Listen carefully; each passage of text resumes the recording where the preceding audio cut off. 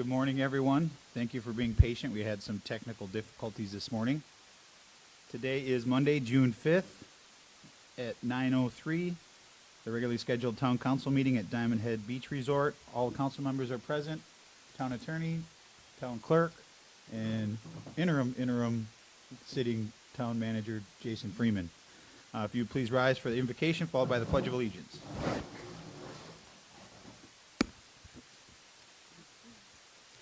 Accept our thanks for this day with all its blessings and opportunities. Thank you for every seat that has been filled here today, for each mind and heart that fills the presence of this room, as well as the lives of those we will encounter afterward. We meet today asking for guidance, wisdom, and support to engage in meaningful discussion for our leaders as they render service to our fellow citizens and community. Ready us to make every moment count. Amen. So you scheduled public hearings? Yes, sir. Okay. Before we do public, We need to vote to approve Okay. the agenda as amended. Is there- I'll move we approve the agenda as amended. Second. all those in favor signify by saying aye. Aye. Opposed? Hearing none, motion carries unanimously. Before we do public comment, we've got Representative Adam Batana here. You want to come up and say a few words, sir? Thanks for coming.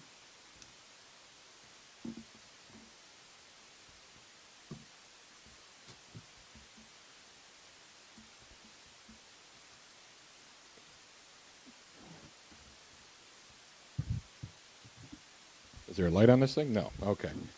Council, good morning. Thank you for having me. It's good to be back up here in Fort Myers Beach. Just wanted to go over a few things, kind of a little preview of what happened in Tallahassee. You guys have seen a lot, but I just wanted to give you and actually open it up for any questions that you do have, okay?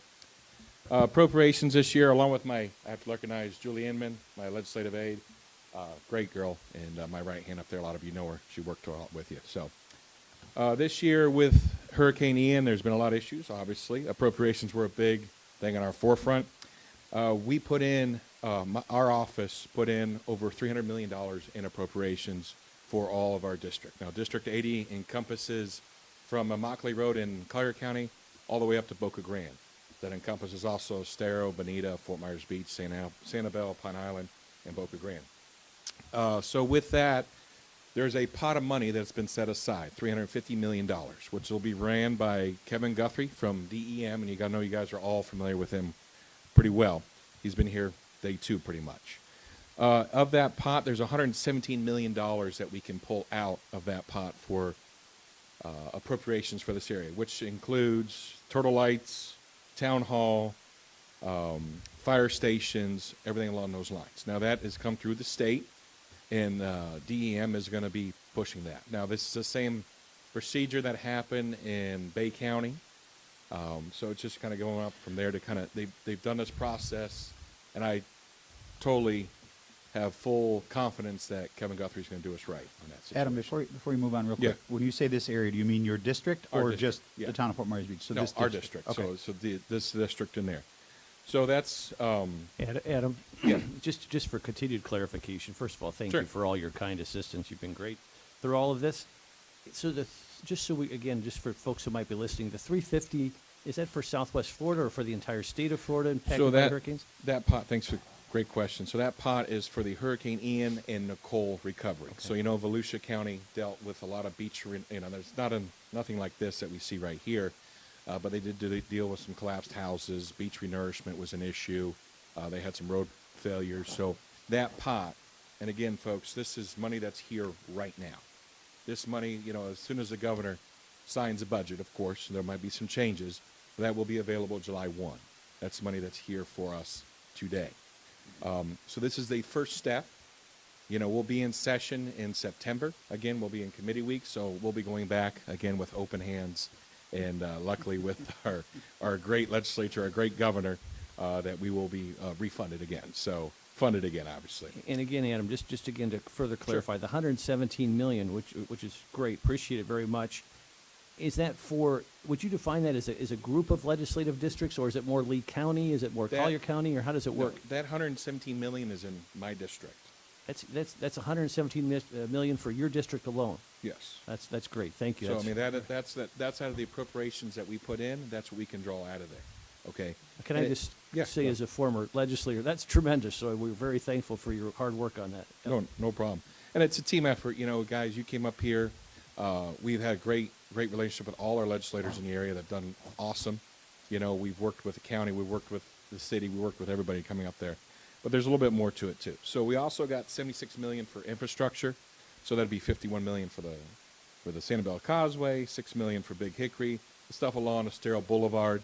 That is the match that we provided to the county so we can get those working on there. Also another 14 million in water quality projects, and that's all through the whole district there too. Additionally, another, probably 5 or 6 million in just eye clinics and everything along those lines. So we've had a great year for our area. But what I want to tell the council is this is step one, okay? There's a lot of organizations out there. There's a lot of stuff going on right now, and I think it's great. We all need to work together and get that done.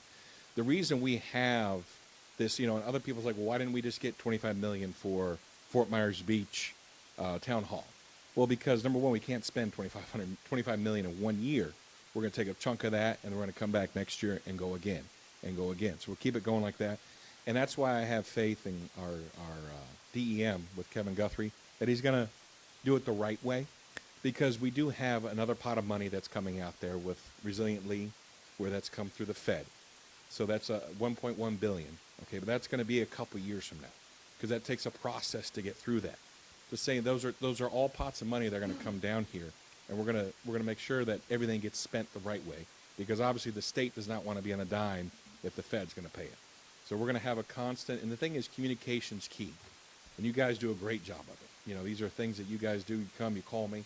That's what we need to keep doing at all levels to make sure that we bring back this city the way it needs to be. So, also in addition to that, we want to talk about beach renourishment that is done through DEP. And also we've got to talk about the fire station we were just talking a minute ago. Again, that's going to be through Governor Guthrie, and revenue replacement. I know you guys just got your report. I know Holly Smith was calling me and crying about 40% off, but I want to let you know that the state's here to help you. I know you guys already got, I think it was 11 million. 11.9. 11.9 for revenue replacement. I know the county is going to ask for 25 million for their area, and then I know Sanibel is going to be right around 15. But again, guys, we're going to go back up there. That pot will be renourished, and we'll constantly keep seeing what we can do to help you and get this town back on their feet. We're not going to leave you out to dry for sure. Is there any questions I can assist with or anything along those lines? Well, Adam, thanks for coming first off. Appreciate it. I just want to kind of comment that being on the Resilient Lead, that there are also, one of the buzzwords we're talking now is resiliency hubs. So the idea is you'd put, like a town hall with an EOC in it. You'd harden communications. You'd make that a robust facility, but also in the area. So I think there's probably, I know that the Chairman Moraine is very keen on trying to leverage as much of that block grant money as possible. Mm-hmm. So it seems that there's a lot of opportunity to maybe get ourselves a town hall built, but then use the area there where there's some available properties to maybe get some of the block grant money and leverage, the money that you're talking about to build a structure that if we ever have another hurricane like that, then we'll be able to communicate and function as a government. Yeah, thank you, Commissioner Beach. It's a great process, and I think the Resilient League is a great organization. I think that's a long-term plan we have to work on. This is money that we're talking about right now that came from the state. This is stuff that we can work on right now as soon as it's signed as July 1st.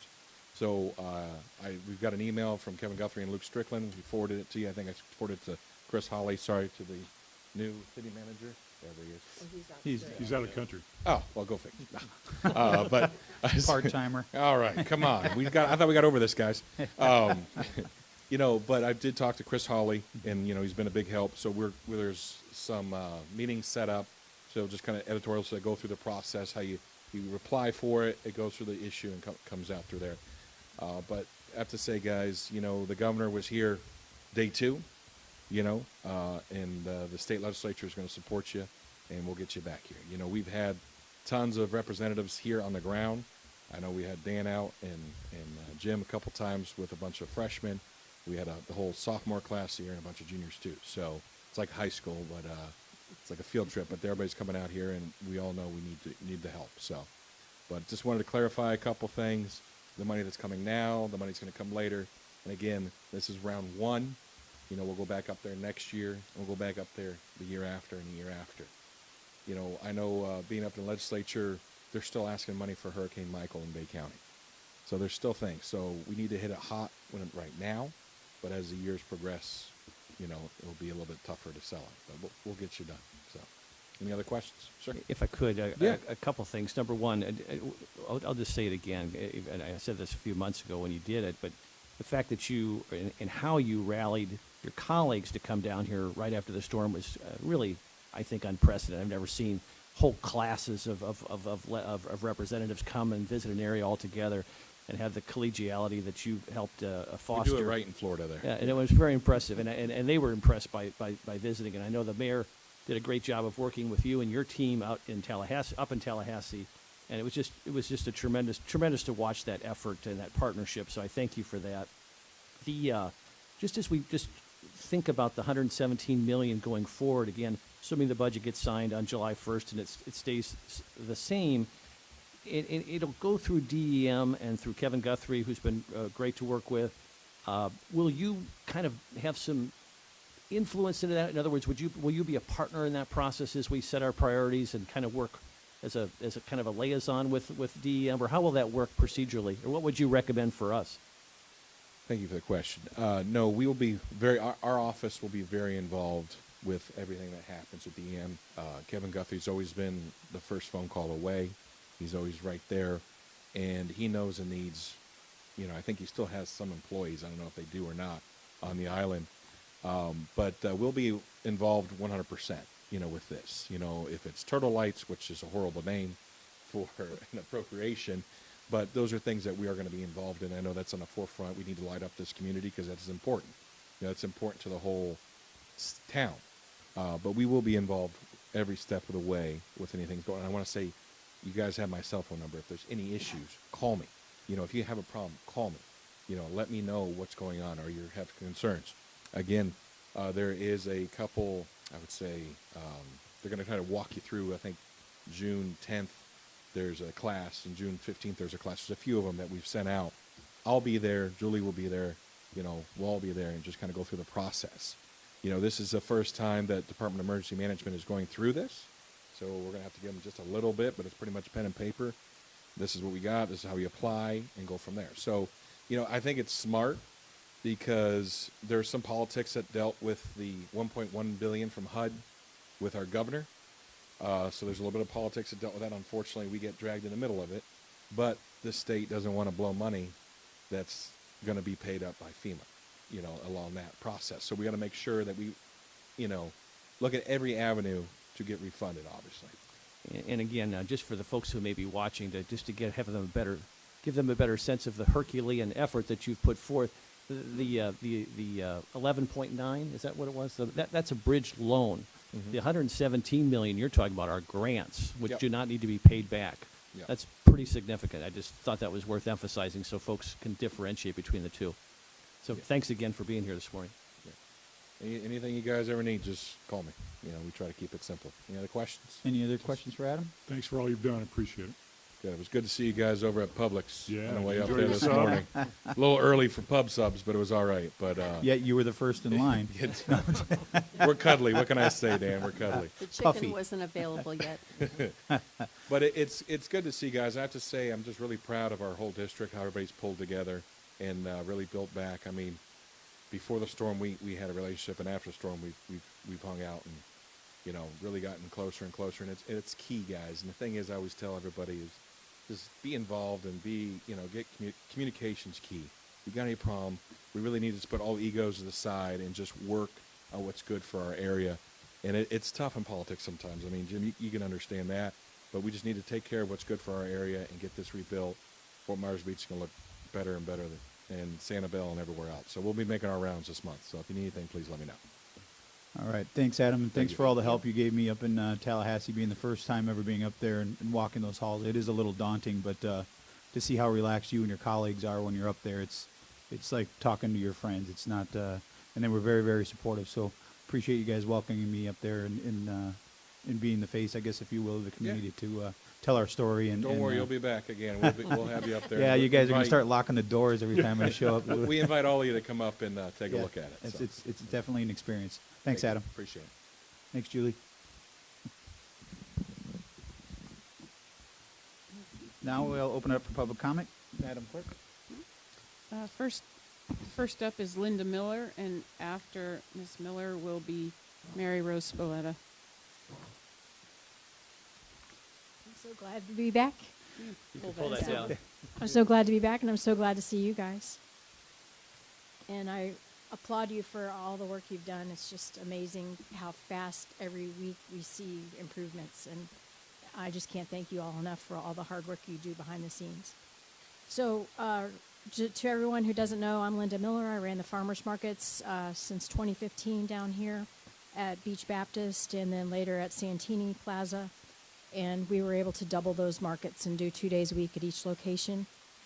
They are wonderful community events, great family fun, free to attend. Very rare thing for an event to be free to attend on Fort Myers Beach for tourists and residents alike.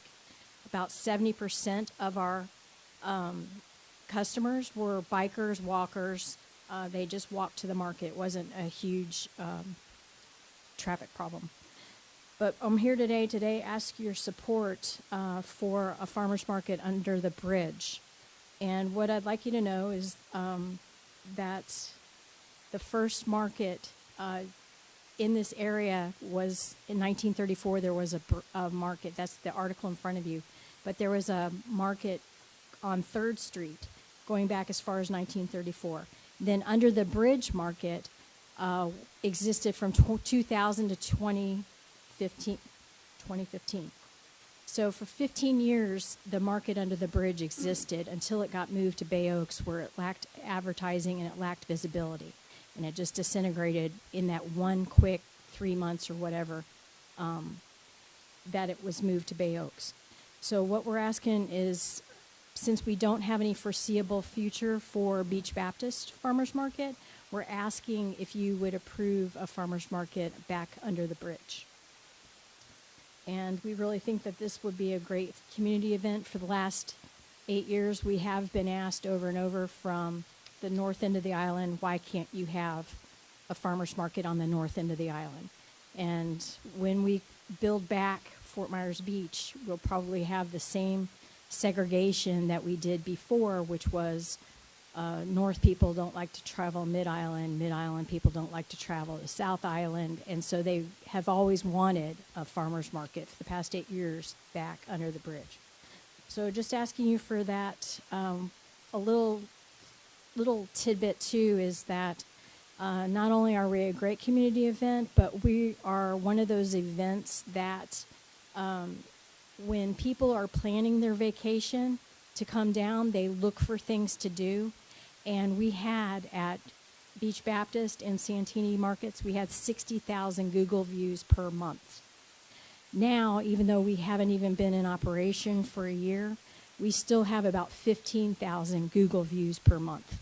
So this is a great attractor to get more tourists and people planning their vacations down here. So I just want to thank you for your time. Thank you, Linda. Mary Rose. After Mary Rose will be Tony Mariello. Oh, good morning. Mayor Allers, Vice Mayor Adderholt, Councilman King, Councilman Woodson, and Councilman Veach. It's you I'm singling out because it's you I'm speaking to specifically, although this is for everyone, those of you here and those of you at home. I'm here because I strongly object to the town's continued involvement in the Audubon versus the Boardwalk lawsuit. The Audubon case is very strong, and the Audubon Society is very committed to its successful completion. On the other hand, the town has a very weak position that benefits only a handful of select people. I believe that the town's resources, especially at this time, the resources that involve time, personnel, and money, can certainly be better used by spending our efforts on the massive, ongoing redevelopment project we have here on our beach. I ask, therefore, that you please rescind the boardwalk ordinance and that you end this boardwalk lawsuit ASAP. Thank you for listening. Thank you, Mary Rose. Tony? After Tony will be Wendy Herron. Good morning. Good morning. Good morning. My name is Tony Mariello, and I am a lead instructor for the University of Florida Master Naturalist Program here in Lee County in collaboration with Lover's Key State Park. Since 1992, thousands of men and women wanting to be good stewards of the local ecosystem have been certified through this program. Part of the program includes field trips. And when covering shorebirds, I bring the class to one of the last remaining rookeries in Lee County, Carlos Point, where at least a half dozen species of beach nesting birds like Wilson's plovers, snowy plovers, which are state threatened, by the way, least terns and black skimmers, which have used the area forever, as well as federally threatened wintering red knots and piping plovers. If you knew the story of red knots, you'd be amazed. How they know when to leave Maine to get here to raise their young. It's absolutely fascinating. But anyway, that's another story. So you might also know that I believe FWC designated the spot as a critical wildlife area. So the graduates return to Carlos Point often to observe the nesting birds in fall, the maturing of the fledglings all winter, and their migration north in the spring. And also hundreds of birders come here knowing about this particular habitat to observe the birds as well.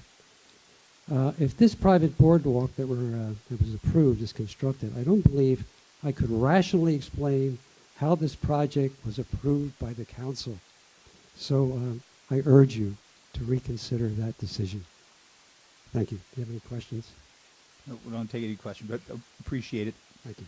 Thank you, Tony. Wendy Herron, and after Wendy will be Cindy Johnson.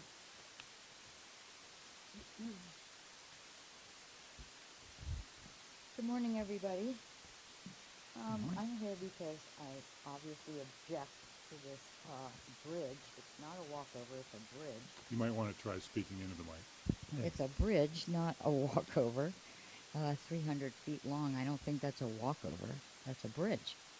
Anyway, the matter was decided twice by previous councils. Now, because the Texans seem to have friends on the board, the matter has taken a different direction. It's called Critical Wildlife Area for a reason. We've already gotten birds nesting in the sand right where the proposed bridge will be. If this goes through, the publicity will be detrimental to the tourist trade you covet, not to mention the cost of being sued by Audubon. Previously, we were not incurring fees for a lawsuit. Now we are. If you rescind your vote for this bridge, this cost would be negated, saving the town unnecessary legal fees. Think about it, please. Thank you. Thank you, Wendy. Cindy? After Cindy will be Jennifer Rusk. Good morning, council. Good morning, interim. Good morning, town attorney. Good morning, Amy. Good morning, Sarah. I'm here today. I'm going to tell you a little story, and hopefully this helps you understand where we're at. So I was doing laundry at Beach Baptist, and I met one of Mr. Rude, Mr. Kramer's neighbors. And we bonded over permitting, living in trailers, etc. Went on to street lights, how he wasn't so sure about that, and he was uncomfortable with the situation, and now he understands it, and he believes that we need to put more information in the papers about all of this so everyone can understand about the amber lights that we need to have here. But then we went on to the berm and how he wasn't happy with the berm. He's working with Chad. Chad's trying to talk him into it, and we talked about the berm, and he understands that it would be a good thing for his property, to protect his property. And then, of course, I told him, well, I know about the berm because I actually go to weekly meetings about the berm. I know all about the construction. I know about how they have to protect the wildlife here. Actually, I mean, I'm a volunteer for Turtle Time.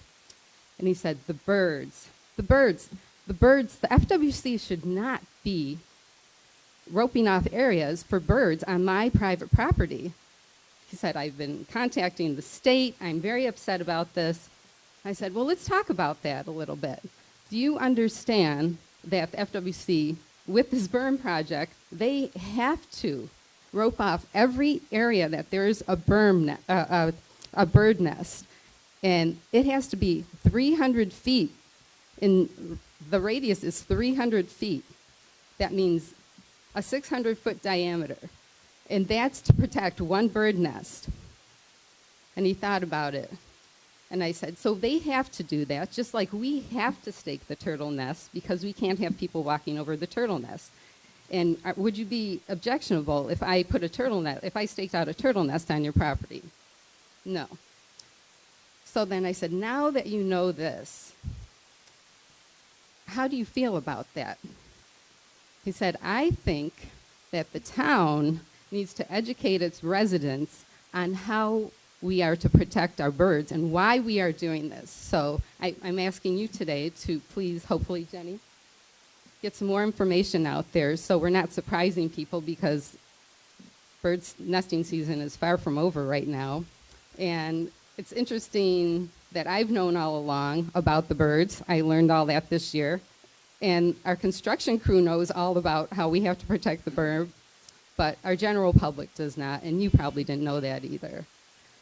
I just want to add one more thing. As of Thursday, we have 4 Wilson plover nests and 2 snowy plover nests within 50 feet of the proposed walkover. 50 feet. And that obviously is far from the 300-foot radius that we're supposed to keep from these nests. And there are only a little over 900 adult Wilson plovers in the state of Florida, and just a little over 400 snowy plover nests, or snowy plover adults. So hopefully this gives you a little more perspective. I'm sure there's people, if you sought out more information, would be glad to help you. Thank you for your time today. Thanks, Cindy. Jennifer? After Jennifer will be Steve Johnson. Hi, good morning, everyone. Council, Jennifer Rusk, FMB resident. I'm here to talk about a few different things. One is I'm super excited. The Fort Myers Beach Community Foundation awarded us last month for the Murph pop-up $5,000. And I was thinking during the time that they were awarding us what we would do with this money.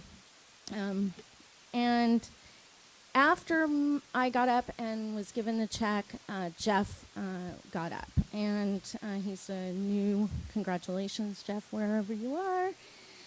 And I thought when he was awarded some money for the Mound House, and he announced that they would be starting up the summer camp at Mound House for the beach kids. And a light bulb went off, and I thought, you know, one of the things that we give away at the pop-ups are kids' activity books, educational material, and we lost all of that.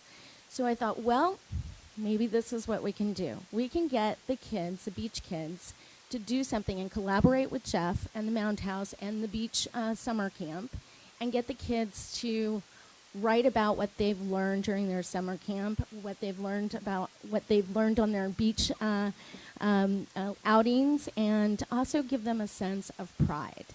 And we'll develop our own Fort Myers Beach. I'm thinking BFF, Beach Friends Forever activity book. So I'm super excited about that. And we've all agreed, Murph agreed as well. So I'm looking forward to that. The second thing would be that I am against this walkover. And I wrote down some thoughts that I had. So if you have ever been on a beach where there's boardwalks going out to the beach, they're lined up. You have to zigzag through at high tide. It takes away that beautiful look. If you ever get on the beach and look out, you can see as far as you can see.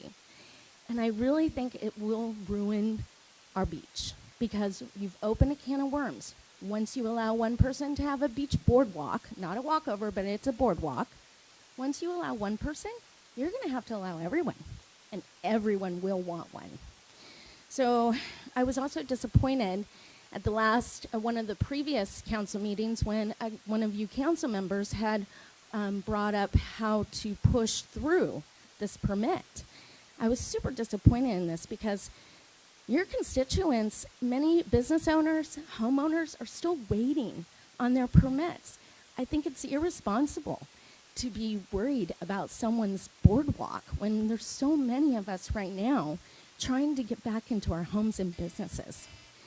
So I'm going to ask you to please rescind with this decision. And thank you so much for all the hard work that you do. Thank you and have a wonderful week. Thank you, Jennifer. Keep up the good work with that tent. Steve? After that, I have email comments. Okay. Good morning. Is this on? Can you hear me? Yeah. It's odd. Good morning, Mayor, Vice Mayor, Council folks, interim, and Mr. Herron and Amy. I'm here today to really voice my displeasure and just disappointment with the Town Council on their approval of a special exception to construct and allow encroachment onto the beach. The previous applications for this project to build a 300-foot, and this is a 1,500 square foot minor structure. I mean, it's larger than most cottages on the beach. Through the environmentally critical zone. I mean, if you say it out loud, it's very poignant. It's been denied twice, and rightfully so. No matter how you want to obfuscate the matter, at its core, this special exception is an encroachment that helps no one but Mr. Rude and Mr. Kramer. Typically, our council strives for a community benefit of some sort, some silver lining to justify their decision in cases of variance requests. But in this case, you're doing exactly the opposite. You're actually eliminating and destroying a community benefit that currently all residents, Floridians, and visitors appreciate with the approval of this special exception. That's the fact of the matter. As legislators, you're tasked with protecting our comprehensive plan and our LDC, our Land Development Code, and is intended, quote, to prevent public harm by precluding the use of land for purposes for which it's unsuited in its natural state, and which injures the rights of others or otherwise adversely affects a defined public interest. You know, the EC zone that is currently at risk is not a featureless beach as we see further north on the island, where all we have is sand. This portion of the EC zone is a rich, pristine habitat providing beautiful native vegetation and critical nesting and foraging for threatened shorebird species. The in your judgments, I must say, I didn't find anything that I could hang my hat on. Mr. King, you actually were just looking to put this behind you, and I was hoping for more information on how it actually does meet our Land Development Code. Councilman Woodson, you had rightfully said there are times when the LPA and staff do not agree, so I asked why do we even have an LPA, and we have to use our advisory boards. I will say this, although I was here asking to meet with the Marine Environmental Resource Task Force in February to re-adjourn our meetings, we did not get back together until April, conveniently after this variance. Mr. Allers, Mayor Allers, you know, you had talked about your judgment, and that was that the bridge is not within the critical wildlife area boundaries. You know, this really has nothing to do with the critical wildlife area at all. This is about the environmentally critical zone that runs the full length of the beach and serves as a buffer to protect our beach. And to put a structure in that area is not right, and it's not fair. So thank you very much. I appreciate your time. Thanks, Steve. Ready? Okay. The first public comment is from Joe Puglisi and Carol Sudo Puglisi. So excuse me if I misspelled or mispronounced that. In reference to the walkover, the council just approved the homeowner knew about the lack of beach access before he purchased the home. I had looked at several properties in the same area and did not buy them because of that. His goal is to increase the value of the property he bought. That home was purchased at a discount because of the wildlife area and the lack of beach access. The town needs to rescind its approval for the walkover. The Audubon Society has huge resources that the town does not have. As taxpayers, we will be forced to pay for one man's attempt to increase his property value. With the new beach berm, approval will allow every beachfront owner to install their own walkovers. The town cannot approve for one property owner and not for others. The council needs to revisit this vote to protect the town from further legal costs.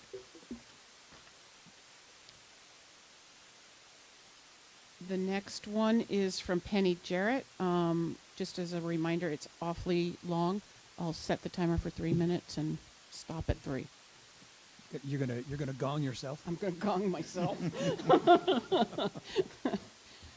Hello, I am submitting this email and ask that it be read at the June 5th, 2023 Town Council meeting. The special exception for Rude and Kramer's 298-foot dune walkover should never have been approved by a Town Council 3-2 vote. The town is now being sued by Florida Audubon, and rightly so, for the council's failure to consider the negative, life-threatening impact to the resident and wintering shorebirds. 1. The 298-foot structure is a football field in length, crosses over 2 lagoons, and is not a dune walkover. Rude, Kramer, and their attorney have misrepresented what will be built. 2. Taken from the FMB special exception application, whether the request will protect, conserve, or preserve environmentally critical areas and natural resources. Natural resources does not include shorebirds. This structure, located along a critical wildlife area and in the town's EC zone, will environmentally degrade and fragment important shorebird nesting, feeding, and resting habitat. One can simply spend a few hours, as I have done many times in this area, to see threatened least terns nesting nearby, threatened snowy plovers feeding in the rack line, Wilson plovers on a nest right where this structure would be built, black skimmers skimming the lagoons to catch an evening meal, or reddish egrets, snowy egrets, great egrets, green herons, white ibis, and roseate spoonbills foraging in the lagoons. 3. New shorebird population data analysis show North American shorebird populations have declined as much as 50% due to habitat loss, degradation, and alteration. The installation of Rude and Kramer's walkover will degrade and alter shorebird habitat. Audubon knows this from scientific research and why the organization, truly committed to bird conservation, is suing the town. 4. Friends, neighbors, myself, and the community at large has been severely impacted from Hurricane Ian. Why, when so many residents who have been displaced and are working tirelessly to rebuild their homes, have Rude and Kramer's special exception application and permit to build a bridge to the beach been given undue consideration? Why did Karen Woodson bring up the permit for Rude and Kramer at a prior town council meeting, suggesting that it was for some reason vitally important? Why? 5. Instead of only financially benefiting two property owners by allowing them to build a private walkover on state lands, town council should maximize the island's economic recovery by highlighting the shorebird-rich area and tapping into the multi-billion-dollar ecotourism market, of which birding is a huge part. Okay, the next one is from Gail Crabtree Pergoli. On September 28, 2022, Hurricane Ian roared onto our island. It took our innocence, our homes, and our friends. Our newly elected and current town council and staff stepped up and took charge in the face of this challenge. Many decisions were made and continue to be made that were unprecedented on our island. We remain in uncharted territory. Permits are scarce, staff is absent, tempers are frayed. Our island life as we knew it is forever changed. Two taxpayers have dominated our island culture for many years. They have fought for years to build a 298-foot structure adjacent to the Little Estero Island Critical Wildlife Area. This is a protected area, an environmentally critical area on the south end of our island. They have not succeeded in obtaining our town council's approval until now. Two of our newly elected town councilors, John King and Karen Woodson, have made it their mission to support this structure. They contend that these taxpayers have the right to access the beach. These counselors contend that this structure is the exclusive right of the taxpayers. Despite the rejection of 2 other town councils, this structure was approved. In the midst of the continued tragedy of Ian, the scarcity of town resources, the inability of islanders to obtain town permits to rebuild their homes, our town council gave permission to these 2 individuals to build a large structure on our island. While many islanders struggle to rebuild, these 2 taxpayers have been granted exclusive approval to enhance their property values. This matter is far from over. Let your voice be heard. This bridge approval is wrong for our island. We have an opportunity to extend harmony and respect to all islanders. Let us act now. Let me wake my computer back up.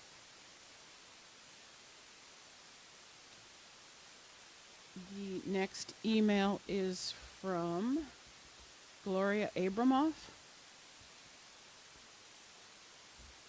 This has all been said before, but I'm begging you to listen. Do not be responsible for degrading and possibly destroying a critical wildlife area to satisfy the greed and petulance of town homeowners who did not purchase homes with direct beach access but believe they are entitled to it anyway. The shorebird population is struggling from loss of habitat. We are blessed to have endangered least terns and snowy plovers, along with black skimmers and Wilson plovers breeding in the south end of Fort Myers Beach. Please use your authority responsibly to act as guardians for the wildlife and what is left of the natural beauty of this fragile island.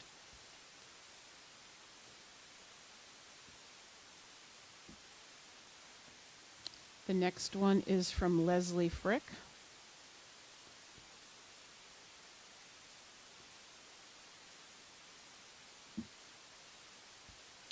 We'd like to thank the Town Council for their tireless work on behalf of us citizens, both pre and post Ian. Please read our letter at the June 5th Town Council meeting. We've been impressed by the extensive conversations and careful decision-making that generally goes on at LPA and Town Council meetings, considering the benefits for the majority of residents and guests on the island. This has not happened in this special exception granted to Rood and Kramer for their dune walkover, a boardwalk access through 2 lagoons and into a critical wildlife area, the nesting area of several threatened species. That structure and the traffic of their renters and guests will have a negative effect on our nesting shorebirds, a population already in decline before Ian struck our island. Beaches and shorelines change naturally as well as a result of people imposing structures onto them. Having walked the beach on the south end of the island since 1989, we observed how the shifting sands and tides have created and then filled in tide pools. Just north of our Bay Beach Lane access is the Leonardo Arms. Preserving the beach and the buildings there seems a sensible project, but we're bracing ourselves for the effects its rescue will have on the rest of the beach. The shoreline there will change due to the Gulf's interaction with the new seawall.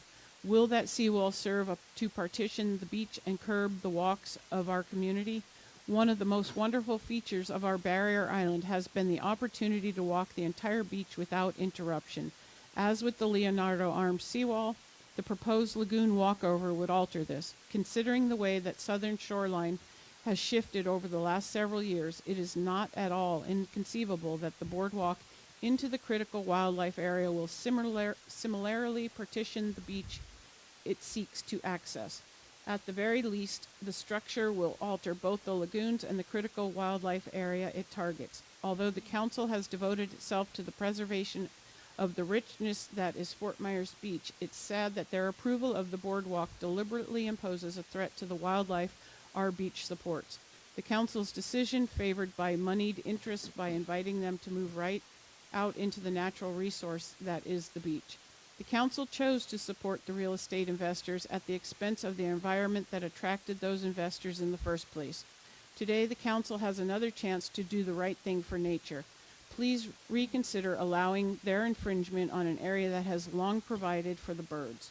We urge the council to think of the good of the majority of the residents and guests of Fort Myers Beach and protect their ability to walk the beach and enjoy viewing a healthy, protected, rare bird population. I have 2 more. The next one is from Mary Louise Bauman. My name is Mary Louise Bauman. I am a permanent resident on Fort Myers Beach. I am also the president of Estero Islander Garden Club. I have been following the controversy concerning the Dunes walkover since its beginning. As individuals and as a society, we are all responsible to do our small part to preserve our planet. We on FMB have been blessed with the exceptional responsibility of co-inhabiting a beautiful barrier island home to exquisite birds, fascinating mammals, bountiful fish. If it flies, walks, or swims, we have it.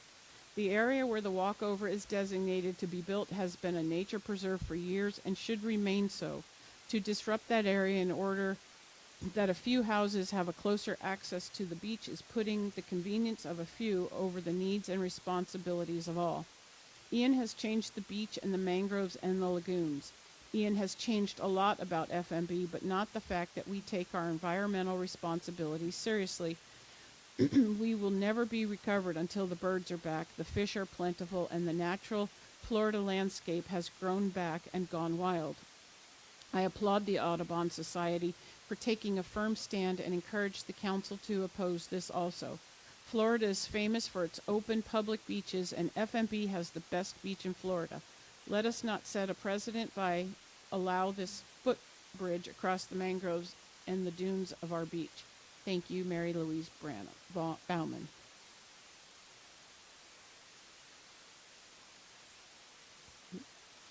One more.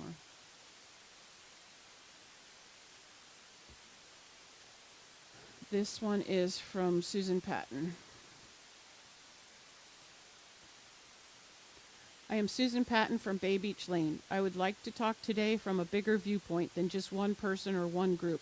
We all know on Fort Myers Beach that there is a changing climate. Ian has taught us that. Things are changing constantly and we never really know when things will be different. We are all trying to do our small part to maybe decrease this climate change.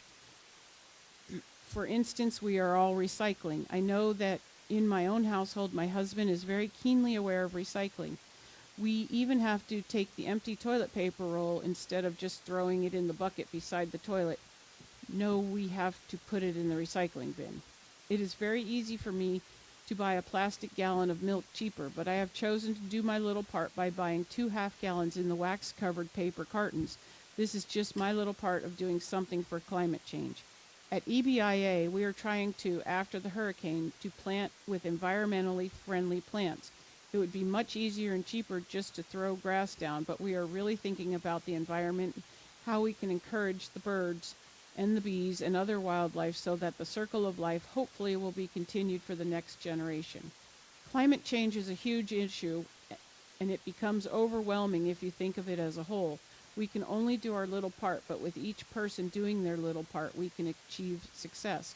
I think back to when I was in grade school and Lady Bird Johnson decided to clean up the highways, and she had a huge campaign to clean up highways. I remember that it was then unacceptable to throw trash out my car window or to throw trash on the ground, but to find a bin to throw trash in. Through everyone doing their small part, we changed the complete outlook of the United States through Lady Bird Johnson's campaign to clean up America.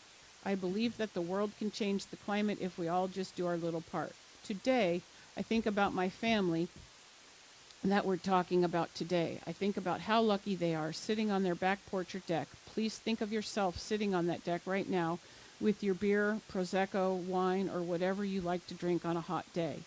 We can all see the ocean. What a view, but we have an extra gift. We can actually see a bird sanctuary undisturbed by humans or anyone else right in front of us. How fortunate we are. We can actually see rose spoonbills and other beautiful birds without any disturbance from any human structure. Wow. Maybe coffee in the morning on the deck would be grand also.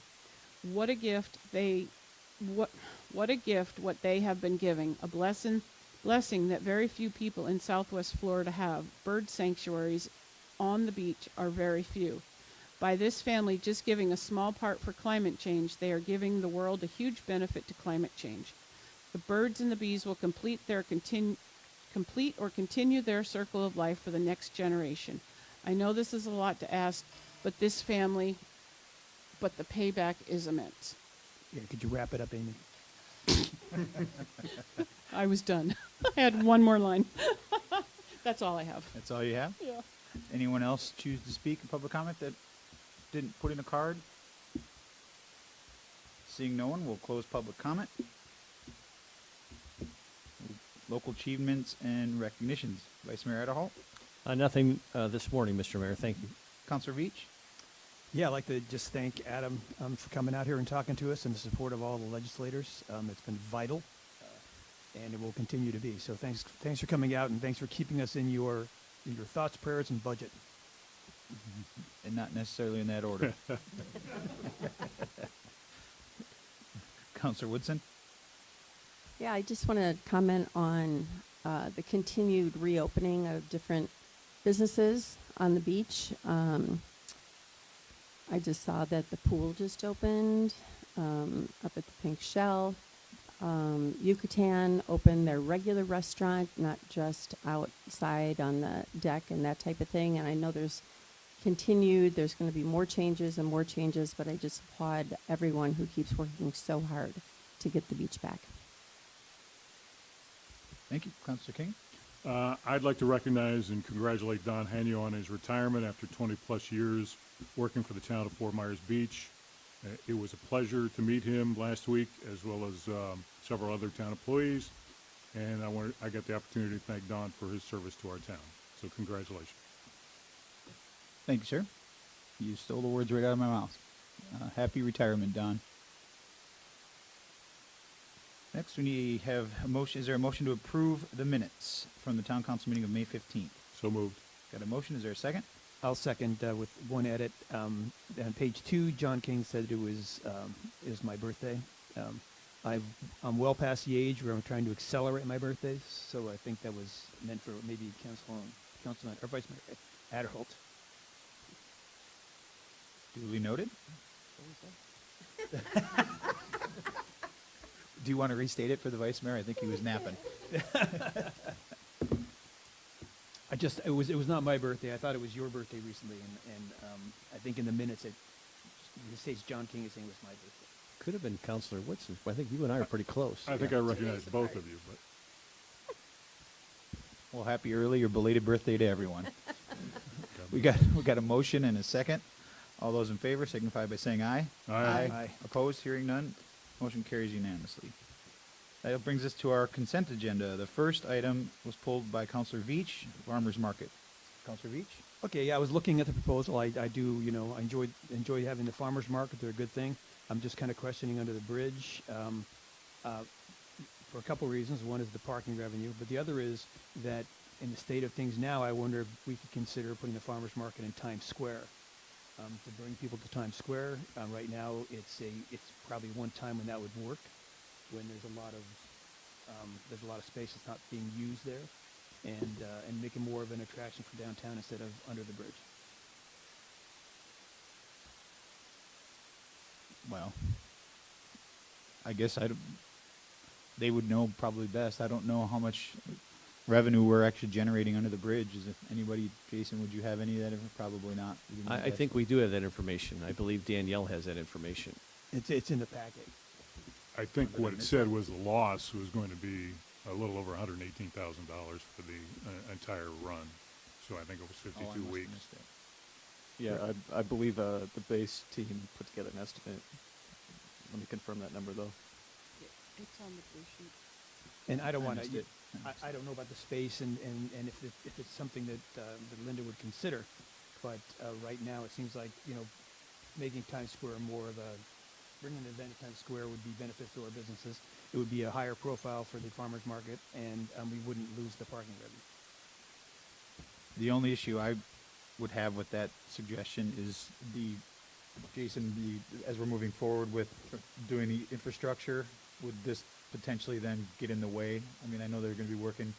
It's not going to happen overnight. I just would fear that it would get in the way of that project being done if we had it in Times Square. Would they be working on Saturday? Isn't this just Saturdays? Or? Well, it's not so much that they'd be working. It's just things would probably be roped true. off and closed off and open hole potentially. Right. That'd be my objection to that part of it. But is Linda still here? I can't see. Do you want to come up here for a minute, Linda? Just to answer a couple questions, just in case. Well, I think Counselor Veach had a specific question about would you be open to relocating somewhere other than directly under the bridge for Sure. revenue reasons? Yeah, I'm not sure how much revenue you guys actually need. Right now, I know it's probably not making any money during those hours. Well, we need all the revenue we can get. Okay. but, Right. Okay. Well, and I don't know if you think it works for you, Linda, but it seems like having the farmer's market right in the center of town. Yeah. It's already kind of got a farmer's market feel to it with some of the things that are going on. If we could, Certainly open to it, and just would like to walk it off with somebody that, I mean, all of you, or talk, have a meeting with you all, whatever. I haven't actually put my boots on the ground over there to see the actual space, other than with the Chamber of Commerce trailer, and so certainly would be willing to discuss it. Could I ask a question, Linda? I love the fact that you're thinking about farmers markets. To Councilor Veach's point, it is more high profile, but there's also restrooms there. Were you Yeah. going to import restrooms as part of the? Yes. Okay, but if you could utilize the ones in Times Square, Yes, that would be great. especially as we slow down, and obviously we'll have less tourists, so then obviously the restrooms would probably accommodate the farmers market. I'm intrigued by the idea, Councilor Veach, and I think it's worth it. To the mayor's point, obviously we'd have to work around construction as it progresses through Times Square, infrastructure construction, not necessarily buildings, because they're doing the water and sewer lines and so forth. But it seems like there's enough room there that you might be able to adapt. Yeah, it's a great idea. We had tried speaking to several property owners all around Times Square and just literally got nowhere. But I think the town owns a Yeah. significant portion of Times Square where that we might have some more flexibility. And I'm just not sure about how much space that is. Well, But potentially we could certainly, potentially we could do a hybrid sort of thing. You could do it in Times Square until we start the renovation, and maybe that'd buy us some time to work with the county about potentially moving it into Lynn Hall Park parking lot, since they're not charging for parking anyway. It's obviously not a revenue thing for them. It'd give us time to at least maybe talk to them and see if that's something they'd be open to. Or you could always go back to your plan of going back under the bridge if you'd be open to that idea. yeah, I mean, it's actually a wonderful idea to do something with that great visibility down there. And then once you have it down established, then you could move it under the bridge, or like you said, to Lynn Hill Park. Have you approached the county at all about I potentially? doing have that? in the past, and I've gotten absolutely zero response. Well, we'd be certainly But willing with to you help guys behind it, I mean, I'm sure they'd have to respond. Another option could possibly be, if we have a lot of construction at any given time, Bayside Park will be open before anything in Times Square or anything like that. So, if it kind of flexed between the two, depending on. Is that by Snug Harbor? Yes. I don't Okay. know if that's big enough. The way they built that is prohibitive for tents and Okay. path. They just built it where you just cannot fit. Now, I don't know if it's going to get completely cleared off and redone or what, but the way it was built last year was completely prohibitive for any kind of a 10 by 10 tent. Okay. I think it's going to probably be put back similar to what it is right now. Yeah, So. I would love that if it was completely cleared off and have a stage right there for a band. I mean, we could totally use that space, but it's just prohibitive with the structures in there, in the landscaping. Okay, so with the interest in moving forward, would the Councilman be willing to maybe table this for a meeting and allow you to go and maybe work with staff, look at Times Yeah. Square, see if it's appropriate? That would be great. And just how do I follow up with staff about that? Or which staff? I think we have your contact information, so we can reach You'll out just to call you. me? Sure. Yeah, I think we want to make sure that there's enough room down there, and then, like the mayor said, once construction does start, we'll probably have to relocate them. Okay, that And sounds then, great. just for the record, too, I saw the financial impact from Bays. They did put in there that they're estimating about 65 spaces for 7 hours a day, $2,275 per day, 52 days. So they're estimating a loss of revenue of about $118,000. Yeah, and when we're talking about 9 a.m. to 1 being the operational hours, and then an hour to set up, maybe an hour to close, and those aren't like the primo hours of beach time. But in fairness, Linda, those are places that the town, if for people who purchase a parking pass, they can Mhm. park for free down there, and then they could come to the farmers market at Times Square. So it could be a win-win Sure. for everybody. Absolutely. Yeah. Yeah. All right. Okay, if you're okay with that, we'll table this for now, or have you work with Jason and staff. Thank And, you. and I'll reach out to the county and see if that's something that they would be interested in filling in if we had to move you Okay. out of Times Square. to Thank do you, something. Bill, for the suggestion. I just have, I guess, a concern or I need a further understanding. You're wanting to start on July 8th, right? We are flexible, and in fact, we were thinking about postponing it a little bit. Okay. Well, So, yeah, we have time. then, okay, then that alleviates my concern. Thank you. Yeah, thank you So- guys. John, do we need a motion to table that? Then I'll make a motion that we table the item A in the consent agenda for the next town council meeting. Second. Got a motion and a second. Any other discussion? All those in favor signify by saying aye. Aye. Opposed? Hearing none, motion carries unanimously. Item B is Resolution 23-52, heavy equipment purchase. John, you pulled this? Yeah, I just wanted to have, help the public understand the cost and who's paying for this. Sure. So as part of our TDC budget approved for last year, the town did put in a request to replace our tractor. We also did get some insurance money from the tractor that was left here on the island. So the plan would be to use that $56,933 first from the insurance and then use the remaining amount from the TDC budget to cover that. Thank you. Any other question? Is there a motion to approve Resolution 23-52, heavy equipment purchase? So moved. Got a motion? Is there a second? I'll second. Got a motion and a second. Any other discussion? All those in favor signify by saying aye. Aye. Opposed? Hearing none, motion carries unanimously. Next is consent agenda item C, authorize the town manager to approve Coastal Engineering Consultants, Inc., STA number 4 for contract RFQ-21-09-EN to monitor shorebird nesting for the emergency berm project. John, you pulled this one as well? Yep. I just want to understand, is this expense ours or is this FEMA reimbursable? Eliza, is that something you can help with, or Chad?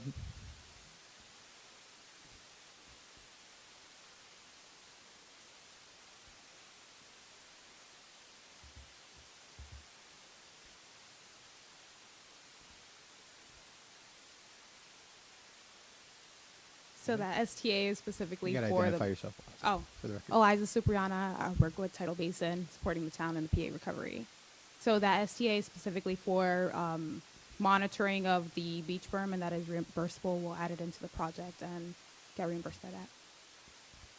When we use the term monitoring, is this monitoring for the nesting birds that are in the critical wildlife area? Yes, it's part of the EHP conditions, so anything related to environmental and historic preservation, just ensuring that you guys are within compliance. Very good. Was Thank this you. a competitive bid process or? Yes, I believe so.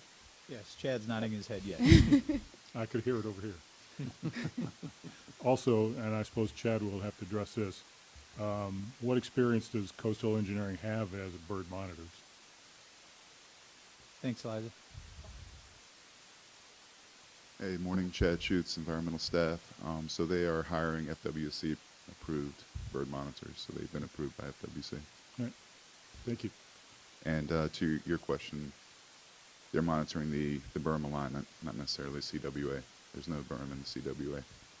So Chad, since you're up here, and I happened to ride my bike up and down the island the other day on the beach, the berm, the emergency berm is spectacular, where it's in place. Can you talk? I saw some numbers, I think, from our PIO Jenny the other day, talked about the tonnage of sand that's already been placed on the beach.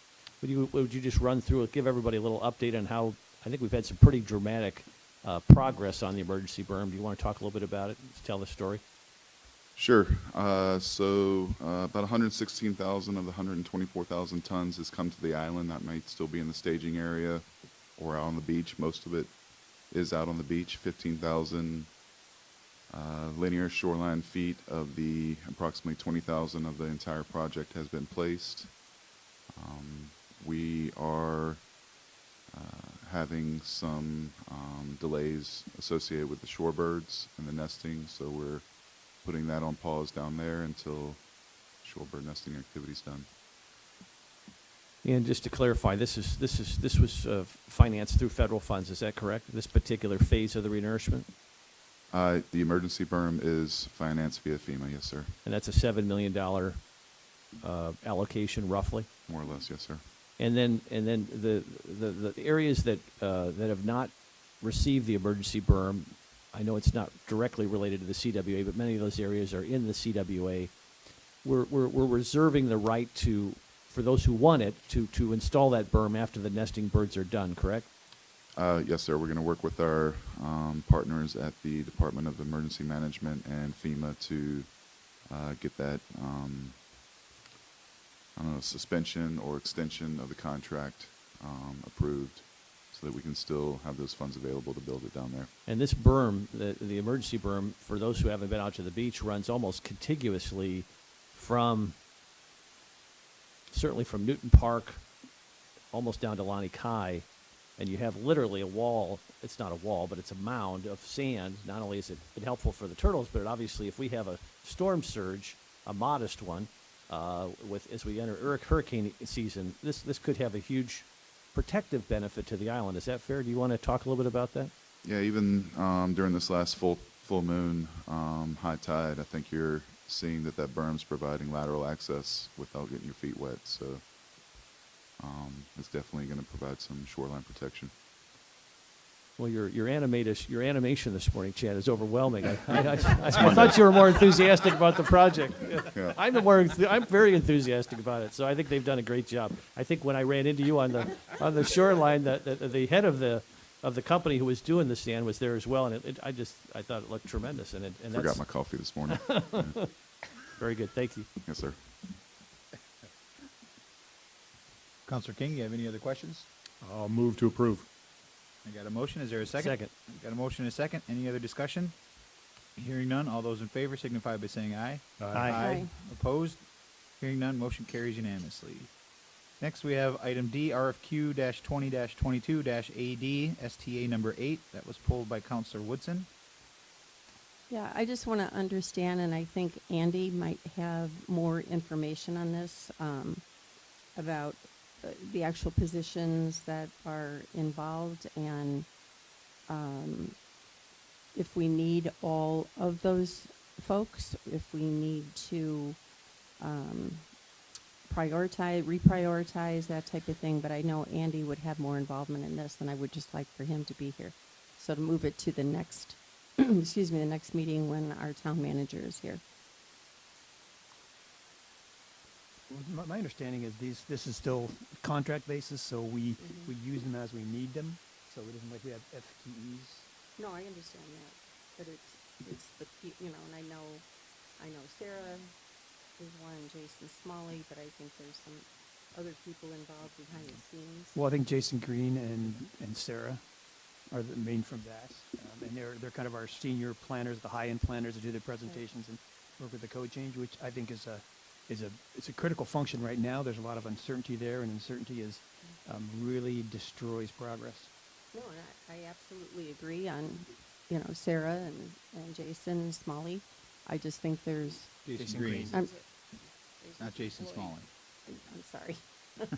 I absolutely agree with having Sarah as the. Pardon? Sure, that would be great.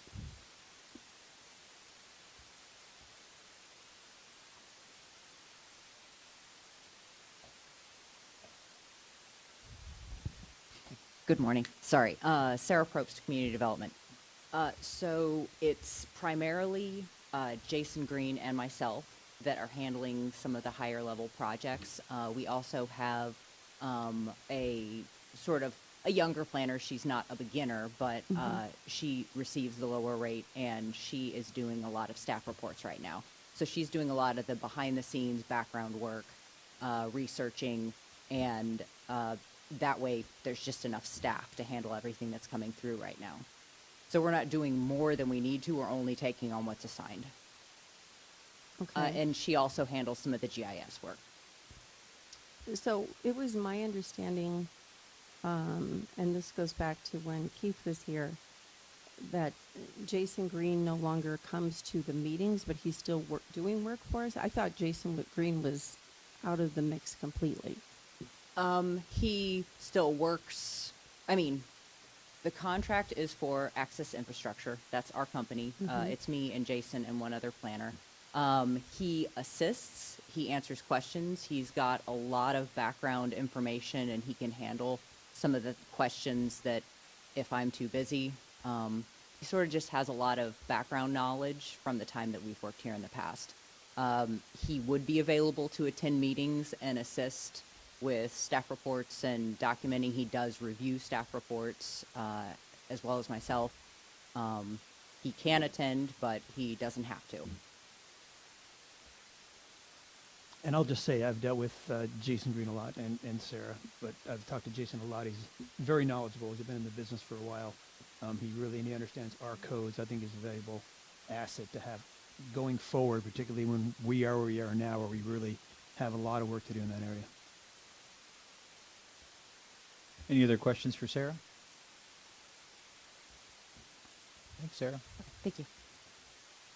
Did you get the answers that you were seeking? No. Well, it appears it appears to me that you're maybe looking at potentially trying to find a different company. Is that what you were leaning towards? Or? Not so much a different company, as much as a different mix. Okay. Well, I'll tell you that I was disappointed when Jason Green just kind of without any knowledge of me stopped coming to the meetings, and I actually asked the town manager at the time. I asked,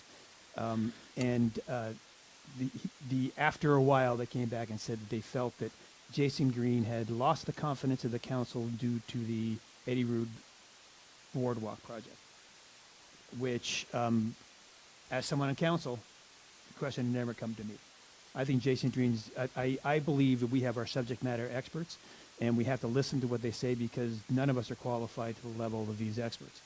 And if they say something you don't agree with, getting rid of them, I think is just, it's a bad road to go down because, your doctor tells you should, lower your cholesterol, you don't just go find another doctor. No, and I understand that. There's part of me that, I'm not negating what kind of history Jason Green has or anything like that. What I do see is, in a lot of cases, just in his approach to things is just a very much of a lack of the direction that we're going through with the culture that we're trying to change to. I think he can be, and the reason my understanding with Keith anyway is the reason he was taking out of presentations was because there were a couple of times where he addressed the LPA that was totally inappropriate. And I watched those meetings, and that was part of the reason for having him not come to meetings. I'm not saying that he doesn't have experience. I'm not saying that he doesn't have the history with us, but I'm just saying the attitude does not match where we want going forward. And I would just argue that this culture that you say that we are doing has never been vented in front of the council, never been discussed. I think that that we all have different opinions about where we should go, and if we are creating a culture, it should be defined and discussed. Well, and I think that is in the works with our mission and values that we brought up. I think it was either last meeting or maybe I think it was the last meeting, and that Andy was going to start putting some pieces together on that. We haven't seen it yet for approval. We haven't seen, or we haven't had the input on it. I think it might be coming up on an M&P. I'm just not sure. Okay, Councilor Woodson, you pulled this agenda item. Do you have a motion? I would like to propose that we move this to our June 20th meeting? 21st? I can't remember when the next meeting is. 20th, when Andy is back, when our town manager is back here. Okay. I'll second. We got a motion and a second. Any other discussion? Now, just for clarification, I know that Andy's not here, is that this approving this appropriation does not necessarily cement us to any particular mix of people and their time. It's just to continue the contract and continue to pay the people for the work they're doing. Vice Mayor Adderholt? I just have a question for our interim town manager. Jason, if we don't approve this today, is there enough funding in the pipeline to allow these services to be rendered until our next meeting? We'll confirm with the current STA how much is the remainder on that, and then I'll let you know here by the end of the meeting. Joe's here. Is that something you can answer, Joe? Joe or Steve?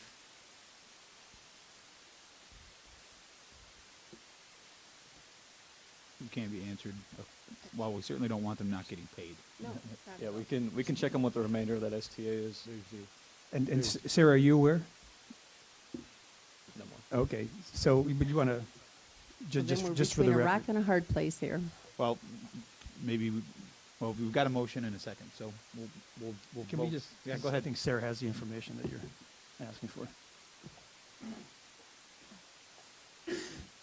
I'm under the impression that we're out of money with the STA. It was supposed to be on last month's agenda, and we missed the deadline because we didn't understand that we didn't understand the agenda schedule. So it didn't make it on the last agenda. So yes, we have exceeded our current funding.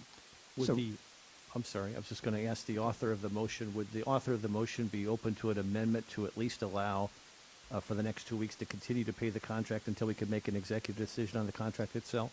Absolutely. Then I would amend the motion as follows. Okay. With the seconder? Yes. Okay. We've got an amended motion and an amended second. Any more discussion? All those in favor signify by saying aye. Aye. Aye. Opposed? Nay. Motion carries 4-1 with Councilor Veach dissenting. Brings us to public hearing. The first is ordinance 23-08, parallelogram lot setbacks. Final reading and public hearing on proposed ordinance 23-08 entitled An Ordinance of the Town of Fort Myers Beach, Florida, amending Chapter 34, Article 2, Division 6, adding sections 34-269, parallelogram lot setbacks, and associated definitions in Chapter 34, Article 1, Section 34-2, definitions providing for severability, codification, Scrivener's errors, conflicts of law, and an effective date. Sarah? Good morning, Sarah Prost with Community Development. This morning we are talking about parallelogram lots. Total on the island there are about 150 of these lots. The front and back property lines and the side property lines are both parallel to each other. However, the side property lines are not perpendicular. So that creates an odd building area on these lots. A builder on the island requested that we look into this to allow these homes to be rebuilt in a way that they previously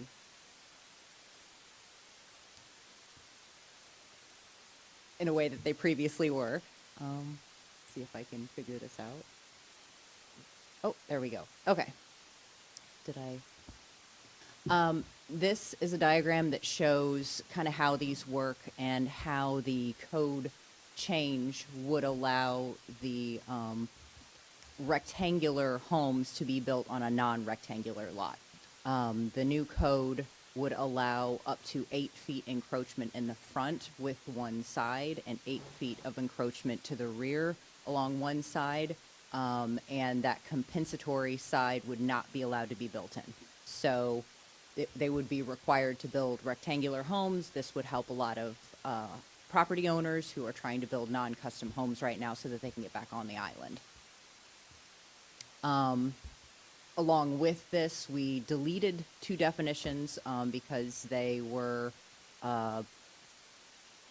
based on when the lots were developed as opposed to actually how they should be measured. So we've changed how lot width is measured. There may be a minor modification to this in the future, just for clarification. The current staff understands what this code is intended to do. However, for future staff, we may make a minor modification to the language. Something that just I realized last week. We also added a definition for parallelogram lots, so it's clear which lots these apply to.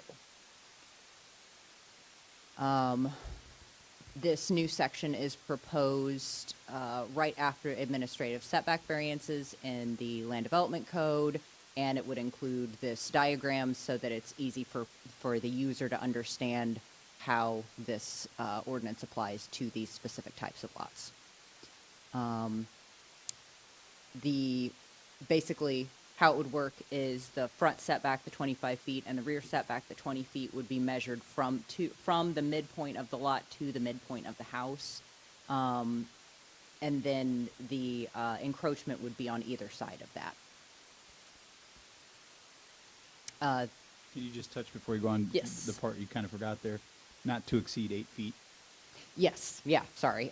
They're not allowed to extend any further than 8 feet, and based on the angles of all the lots that I looked at on the island, there shouldn't be any instance where they need more than 8 feet in order to get a rectangular house that meets that 25 foot at the front. So that appeared to be the maximum that anybody would need.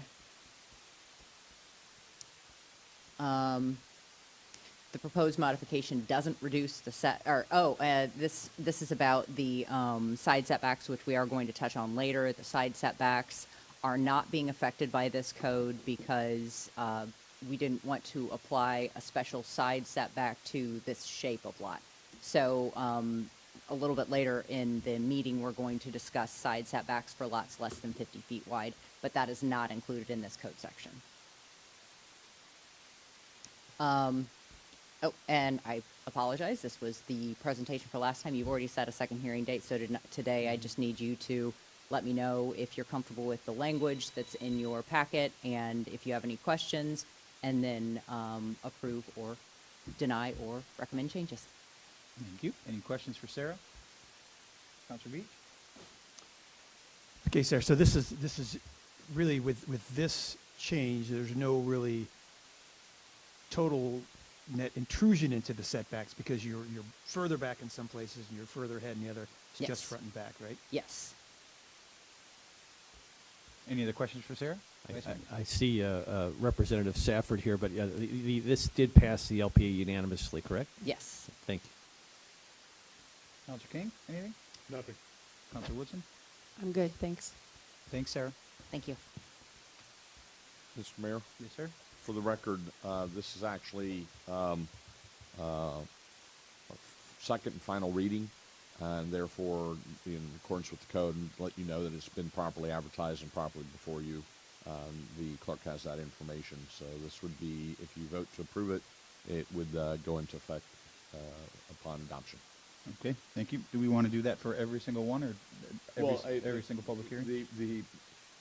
Technically, the code says that I'm supposed to announce that it's been properly advertised. Mayor Allers, aye. Counselor Woodson? Aye. Counselor Beach? Aye. Motion carries unanimously. Next is public hearing, item B, ordinance 23-10, Old Seaport CPD and MCP amendment. This is the first reading and public hearing on proposed ordinance 23-10 entitled, An Ordinance to the Town of Fort Myers Beach, Florida, replacing the Town of Fort Myers Beach Resolution Number 17-39 and amending the area for consumption on premises and the master concept plan for the commercial plan development zoning for the property located at 645 Old San Carlos Boulevard, Fort Myers Beach, providing for revisions to conditions of approval and other clarifications as necessary, providing for conflicts of law, scrivener's errors, severability, and providing for an effective date. We'll now open this up to the first public hearing. Sarah? Good morning. Sarah Probst with Community Development. The applicant for 645 Old San Carlos, known as Old Seaport, Jim Figurato, is requesting an amendment to the existing commercial plan development to allow for an expansion of the restaurant, seating, and alcohol service area, as well as amendments to the master concept plan. The CPD was approved through Resolution 17-39. Sarah, I'm sorry to interrupt you, but just for the Yes. public who might be watching, what is the name of the restaurant currently? Snug Harbor. Snug Harbor, sorry. Just for folks who are watching. Yes. Thank you. Yep. I apologize. throwing her a The lifeline. project is Old Seaport, so that's what I had in my mind. It's So okay. it's for Snug Harbor Restaurant. The proposed changes include an expansion of the area for consumption on premises for a 14 by 65 foot seating area of the Butler Act parcel, the dock, which will include a non-structural shade element, a 7.5 foot by 29 foot walkway between the waiting area and the dining area, an approximate 210 square foot rail seating area that will remain uncovered, and a proposed 25 by 25 foot chickee hut. The total area for the expansion of COP is 3,451 square feet. The master concept amendment also includes the addition of a proposed covered walkway from the parking lot to the existing covered dock seating area and the construction of a covered 8 by 10 foot hostess station with signage. The existing CPD includes conditions which will remain in effect and will extend to the proposed new area of consumption on premises. If this request is approved, there are no proposed changes to the list of allowed uses. The applicant is here and staff is available to answer any questions you may have. Any questions for Sarah? Not, yeah. This particular item, 'cause it's the only one on the item, is quasi-judicial, site-specific. So if we could swear in Sarah and anyone else who's going to speak, if you could stand, raise your right hand. Do you swear to tell the truth, the whole truth, nothing but the truth? I do. The testimony provided by Ms. Prost is under oath at this point. Okay. Thank you, John. Don't have questions yet, but we may. Okay, thank you. Come on up. Good morning, everybody. My name is Jim Figueredo, and promote Seaport Place, which is Snug Harbor. We're here to make some changes that are good for everybody.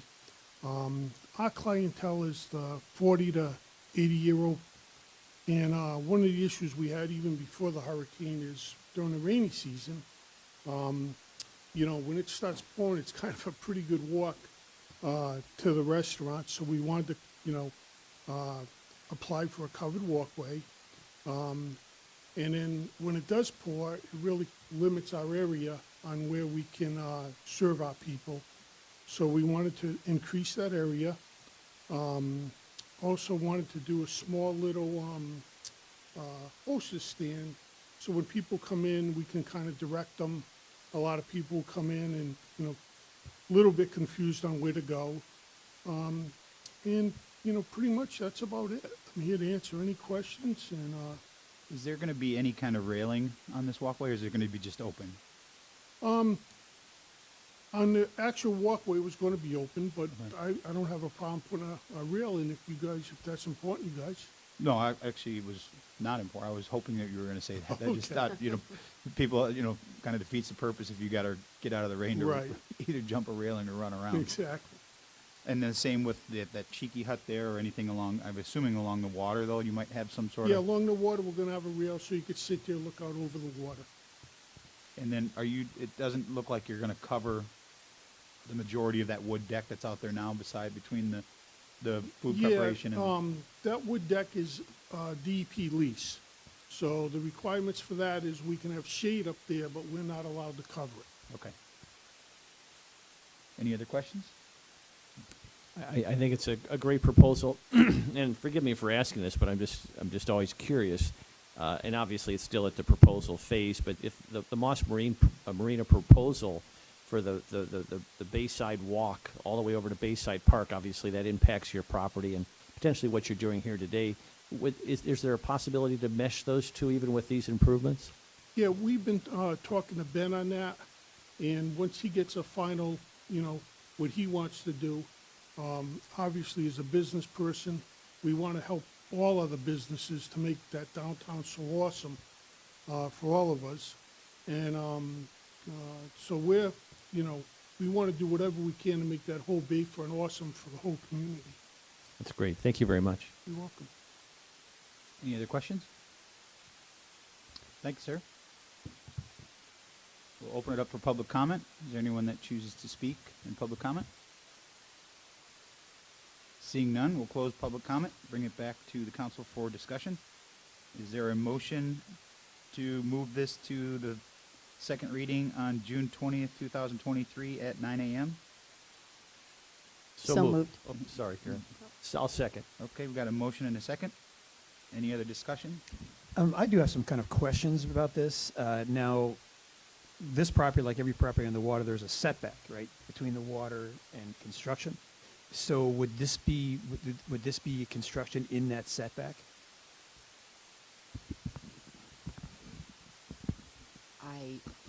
I do not have the plans in front of me. The setback would not necessarily apply because it will be part of the master concept plan. So CPD, they sort of create, that's one of the benefits of creating a CPD is you design your own setbacks to work with the project that you're wanting. I can get back to you on that. I don't have the plans in front of me to tell you. I don't believe that the Chickee is within that rear setback. I believe it's further up from that, from the water than that, and the other coverings were non-structural. So our standard setback without a CPD would be, what, 20 feet from the water? I believe so. That area would be the downtown district, and I believe it's 20 feet there. Okay. And so this area on the dock, it's I guess maybe the question I should ask when you're up. So you said for the dock you have a DEP lease, and you're allowed to do consumption on premises within that DEP lease? Okay. That's all the questions I have. Come back up. Come on. I need you to come up to the mic. Sorry, I should I'll have asked have- this before you sat down. I'll have Bill ask you that question again, so it's on the record. Your answer's on the record. So you said that on your docks are on a DEP lease, a submerged land lease, right? And you're saying that this is compatible with that lease? That's correct. The part there's only a small part that's under DEP lease, then we have Butler Act that we own. But the actual DEP lease area, we're not changing that at all. Okay. Okay. What? Oh, don't go. Could you stay up real quick?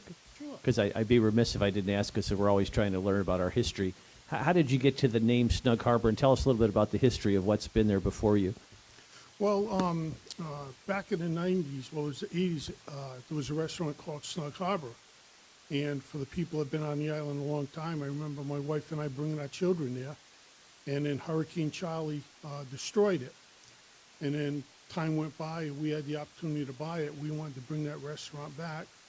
And then Nick and Pete run it. And it's a great family operation, first class. And, it's the kind of, restaurant that everybody wants to bring their wife, the kids, the grandchildren, and we just want to keep that going. It is an amazing place to sit and have dinner or lunch with the views. It's a beautiful place. So thanks for the history. Appreciate it. Thank you for the kind words. Any other questions? We'll wait till you sit down, then we'll ask you. I'm just kidding. He's got his running shoes on. He's ready to pop back up, I can tell. We've got a motion and a second to move this to the second and final reading for June 20th, 2023 at 9 a.m. Councilor King? Aye. Vice Mayor Adderholt? Aye. Mayor Allers, aye. Councilor Woodson? Aye. Councilor Beach? I was assuming some discussion, but I guess it's already 4 votes, so I guess there's not much purpose. But I'll just state that I appreciate the ambiance it'll bring, but I'm also concerned that it will inhibit both some views from the park of the water and any kind of plan of a boardwalk. But I'll vote aye. Motion carries unanimously. See you in a couple weeks.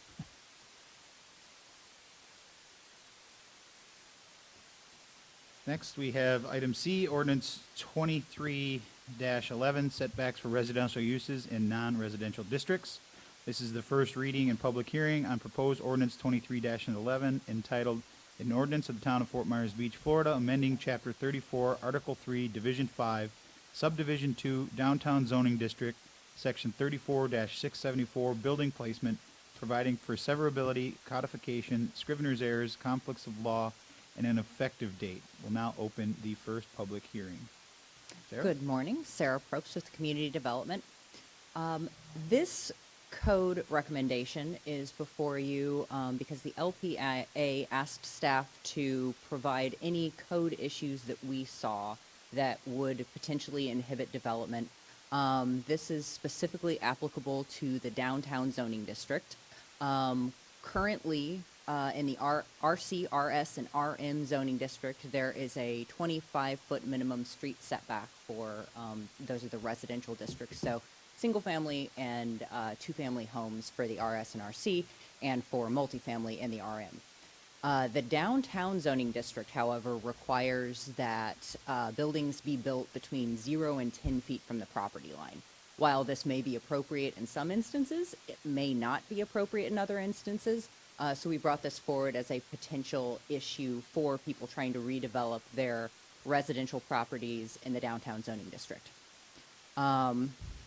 This kind of shows how in certain places you can have a 0 to 10 foot setback, but most of the time that's when you have an alley to access the property because you wouldn't have room to park a car in front of it. That's the biggest issue. So the LPA, when we brought this to them, they recommended that staff look for language that provides the maximum flexibility.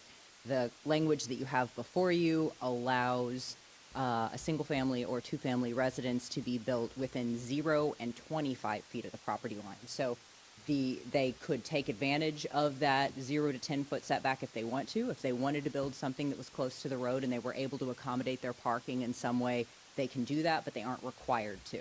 So this would allow them to build what you see as a typical single-family residence with a driveway in front of it to park cars if they choose to do that, or if they have another design in mind and they wanted to build all the way up to the road, they can do that also. This would apply to the secondary streets on the beach side of Estero Boulevard. That was primarily the area where we were seeing these residential lots, or lots being used in a residential manner in the downtown zoning district. So the proposed language allows this. This is showing just some examples. Obviously, this is a very modern house, which we don't see a lot of. But, you know, it would allow it to be, you know, a home to be built right up on the property line or further back as a more typical style. And I'm asking that you provide your feedback on this code language, and if you want to move it on to a second hearing, to do that. Any questions for Sarah? Just by way of explanation, Sarah, so the LPA sort of gave you a sense of the LPA that they wanted to move in this direction, but they've not seen this language. Is that correct? They have seen this language. When we brought it to them originally, they said that they wanted to have this maximum flexibility. I brought it back to them. We discussed it again. They have seen the 0 to 25, and they felt that that was appropriate. So the LPA's seen this language and they've supported it. There have been so many meetings lately, but I do believe, yes, this was brought to them. That's what I'm trying to understand too. Okay, thank you. Mm-hmm. Councilor Reed? So if, in a nutshell, you're basically saying instead of just the 0 to 10 foot, it'd be 0 to 25 foot. Is that only for residential, or is that for any construction in the area? Councilor King, any questions? None for me. I have none as well. Thank you, Sarah. Thank you. Public comment? Is there anyone here that chooses to speak in public comment? Seeing none, we'll close it and bring it back to the council for discussion. Any further discussion, Councilor Beach? Nope. Councilor Woodson? No. Vice Mayor Earhart? No. Councilor King? Good. Good. Councilor King? Is Aye. there, well, is there a motion? We gotta have a motion, sorry. I'll move this to the second reading on June 20th, 2023 at 9 a.m. Second. Got a motion and a second. John? Aye. Vice Mayor Earhart? Aye. Mayor Allers? Aye. Councilor Woodson? Aye. Councilor King? Or Councilor Veach? Aye. Motion carries unanimously. Brings us to our final public hearing. Item D, ordinance 23-12, amending side setbacks for lots less than 50 feet. This is the first reading and public hearing. Previous code language that was modified in 2019, I believe. So the minimum use determination allows you to build back. What it really does is allows you to build back at least one single-family structure. And that's on a non-conforming lot. The administrative variance, setback variance, allows you to request decreases in your setback, but that's based on trying to think of how that language is written, because So I the- don't have it in front of me. But it would allow a decrease in setback with the approval of an administrative variance. What's the maximum width of a lot where it can be considered non-conforming? Because it's The- one of the criteria, right? The RC zoning district sizes are actually, it's a 45-foot wide lot. So that would be a conforming lot still, but it would be fairly hard to build on. Okay, so then we're kind of narrowing it down. So this is a lot that's less than 50, but greater than 45. No, because you don't automatically receive the decreased setback. You have to request the decreased setback. So this would actually change the zoning regulations. So you would go from a 7.5 unless you did the minimum use determination and then received an administrative variance for setbacks and requested this additional setback and have to meet different criteria. Whereas this would allow any lots that were less than 50 feet to have this 6.5-foot setback as opposed to the 7.5, unless you do all these extra steps. Does that make sense? Yeah, and then there's no additional criteria in this, so it's not like the downstairs has to be completely open or anything to avoid massing with these tall structures now being closer together. No, and that could be, if council was interested in pursuing that. I mean, staff didn't have a suggestion for that. However, if that was something that council was interested in, we could certainly include something like that. The item that was requested from LPA was just to find a way to decrease these setbacks because some of these lots, when they get that narrow, are just difficult to build on. And I'll just kind of comment that, okay, if you have a 45-foot width lot, 40-foot wide lot, and you have 7.5-foot setbacks on each side, it leaves you 30 feet to build. And I'm building a 30-foot wide house. So I don't really see that necessarily as a hardship. And I can understand that also. I do not have a big house either. And, I mean, it's certainly doable. It was just the request to the LPA based on some requests that came in and some concerns with building back. Right. And with the minimum use determination changes you did, that took non-conforming lots that were not buildable and allowed people to build back what they had. This is allowing people to build bigger houses. I don't know that it made lots that weren't buildable. Buildability is very subjective. It did allow some additional flexibility within certain criteria. So it helped properties that were previously not buildable maybe be buildable. Yes. Right. Thank you. Which plays into that revenue that we were talking about much earlier. If you had something that you could build back that you couldn't before, that helped build your tax base back up. Councilor Woodson? So just so I'm clear, so the 6.5-foot setbacks, 50-foot wide lot. Less than 50. Less than 50 foot. So that would give you a minimum or a maximum build, I should say, of could be anywhere from like 36 or below, or 37 or below, for the maximum width of the house. I would have to do math to figure that out. Oh, that's what, 6.5 But- is 13, so 50 minus 13 is 37. Okay. So we're yes. saying that would be, so then the house would have to be 37 feet wide or less, based Yes. on if it's 45 feet minus 13, that type of thing. Mhm. So in essence, what it's allowing people to do is have more flexibility to build back without coming to LPA or council on every individual basis and taking up that time and decision making. Or just choosing to build a smaller house. Or choosing, Yeah. okay. Mhm. Okay, I'm good with that. Vice Mayor Adderholt? This certainly seems like a reasonable accommodation to me, and if I remember correctly, it passed the LP unanimously. Is that correct? Yes, that's correct. Right, thank you. Councilor King? None for me. The only issues I had were, I saw Chief Worth is here, he left, but it sounds like you addressed that at the beginning, that they don't feel that this will be a life safety issue by allowing these houses to potentially be closer together. No, they were very concerned about the 5-foot setback, which was what we were originally pursuing. And based on the fire code, they felt that it was very important that we would have additional fire flow testing to ensure that we had the volume that was necessary. Following that discussion, we made the adjustment to 6.5 feet. It seemed that they were comfortable with that, and we've been having conversations with the fire department regarding fire flow testing. Okay, and I know that watching the LPA hearing that Steve had some concerns. This alleviates his concerns? Yes, the building code does not want anything to be less than 40 inches from the side property line.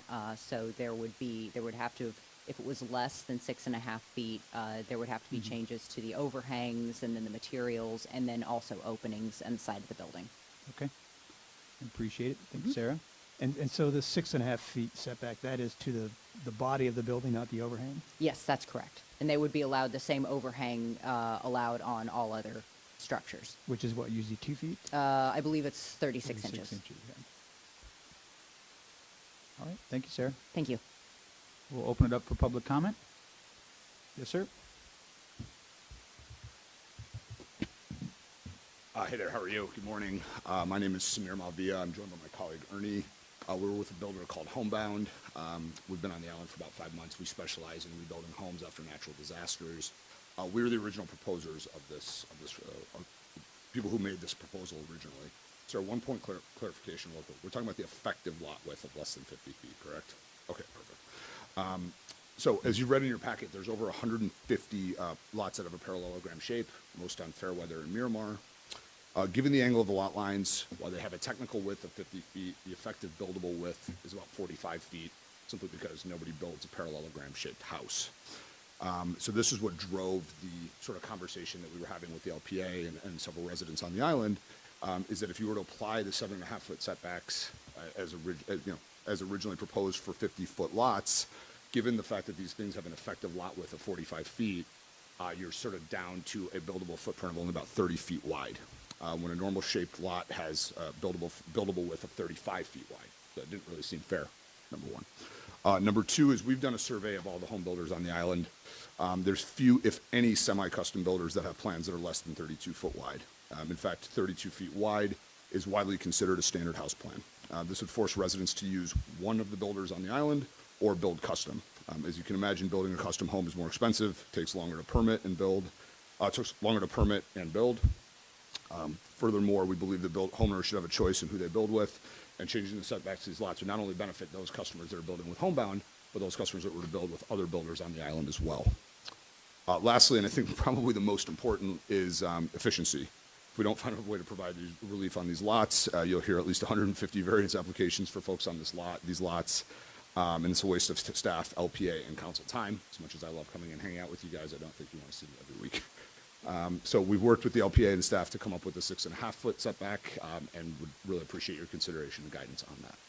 Thank you. Thank you. Anyone else? Come on up, Scott.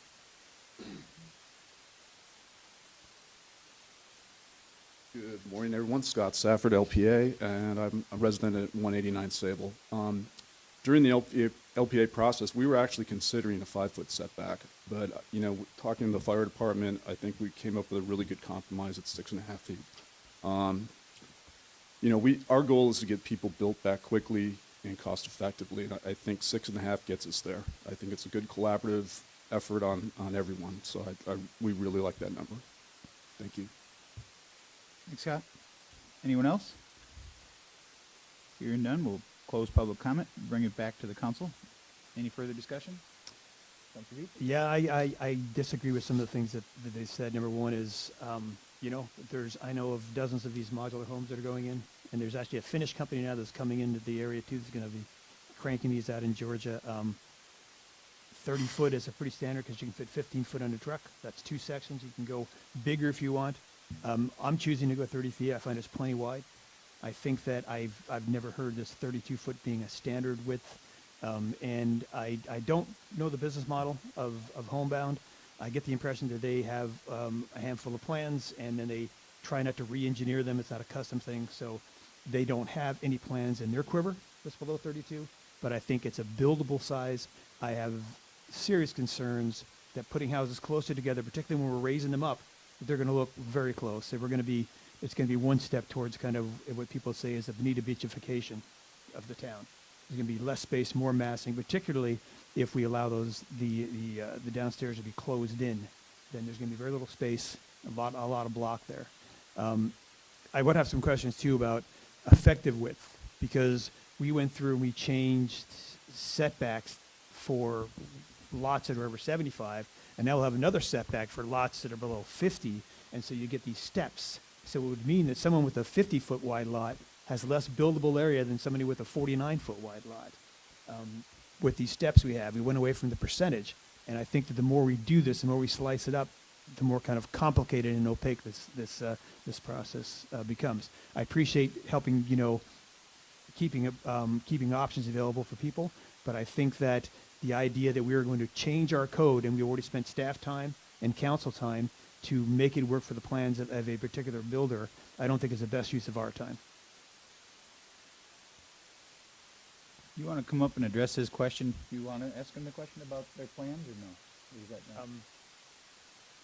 Am I correct that I did give, they stated before in a different meeting that It's certainly true, but I think the builder that you're referring to, very familiar with them. They build a great product, but it's a modular product.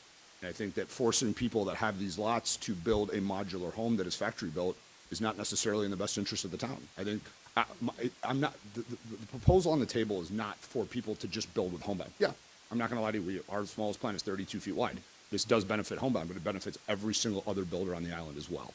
And so I have the utmost respect for Affinity and the product that they put in the ground. It's a fantastic product, but I do think that homeowners and people rebuilding on this island should have a choice amongst a series of builders, and that 32-foot wide lot not only unlocks a choice of Homebound, but it unlocks a choice of several other builders as well.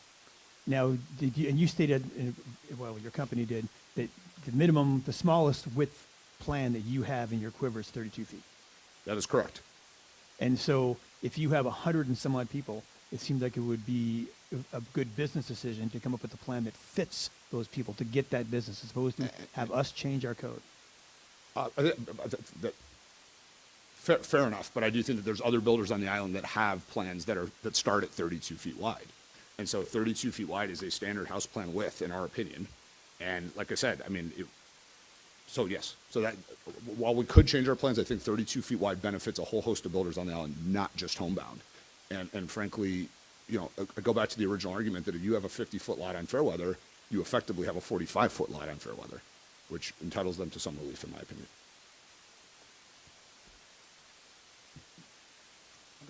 Thank you. Any other questions for him, I guess, before we walk away? Well, no, I do have a question for staff. Is that effective width?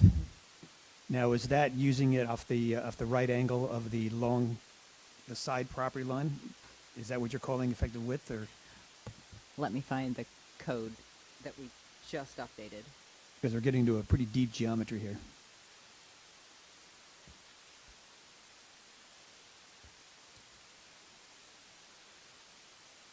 And we're trying to not get into deep geometry because this has to be something staff is able to do.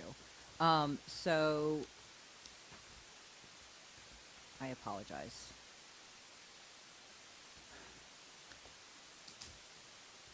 The definition essentially measures the shortest distance between, here it is. Okay. Lot measurement width. And we didn't use effective width. We used lot width because that is what we're trying to measure. And I understand that that it is the effective width, but everyone was basing their concept of the lot width on what it said at the street, which is not how staff would evaluate it. This just clarifies that. So the lot width measurement is the shortest distance between the side lot lines at the front setback line. When the side lot lines are not parallel, the lot width will be considered the average distance between the width measured at the front setback line and the rear setback line. One way, earlier when I said that there would probably be a modification to the code, I could see how this specific language could be misunderstood. Our current staff understands what the job is. However, if you measured at the same angle as the street, you'd end up with the same width as the street. So it would have to be from the front setback point on one side of the property to the shortest distance on the other side of the property. So that's probably how we're going to modify this. So that is the effective distance, whatever the shortest distance between one lot line at the 25-foot setback and the closest lot line on the opposite side. Okay, I think I recall in the code that there's two sections, one's for older lots and one's for newer lots. Yes, and we've deleted that because it made no sense. There's no reason that lots should be measured differently just because they were platted at different times. So we didn't think that that made any sense. Okay, so now the only way to measure lot width is going to be go to the front setback line and measure the shortest. And if the lots are not parallel, then you're measuring at the front setback and at the rear setback, and you're taking the mean between those, because it was previously based on the front property line and the rear property line mean. And that didn't really make sense because that's not your building area. Your building area is between your front property line, or your front setback and your rear setback. So essentially it's the shortest distance between at the front property line and the shortest distance at the front setback and the shortest distance at the rear setback.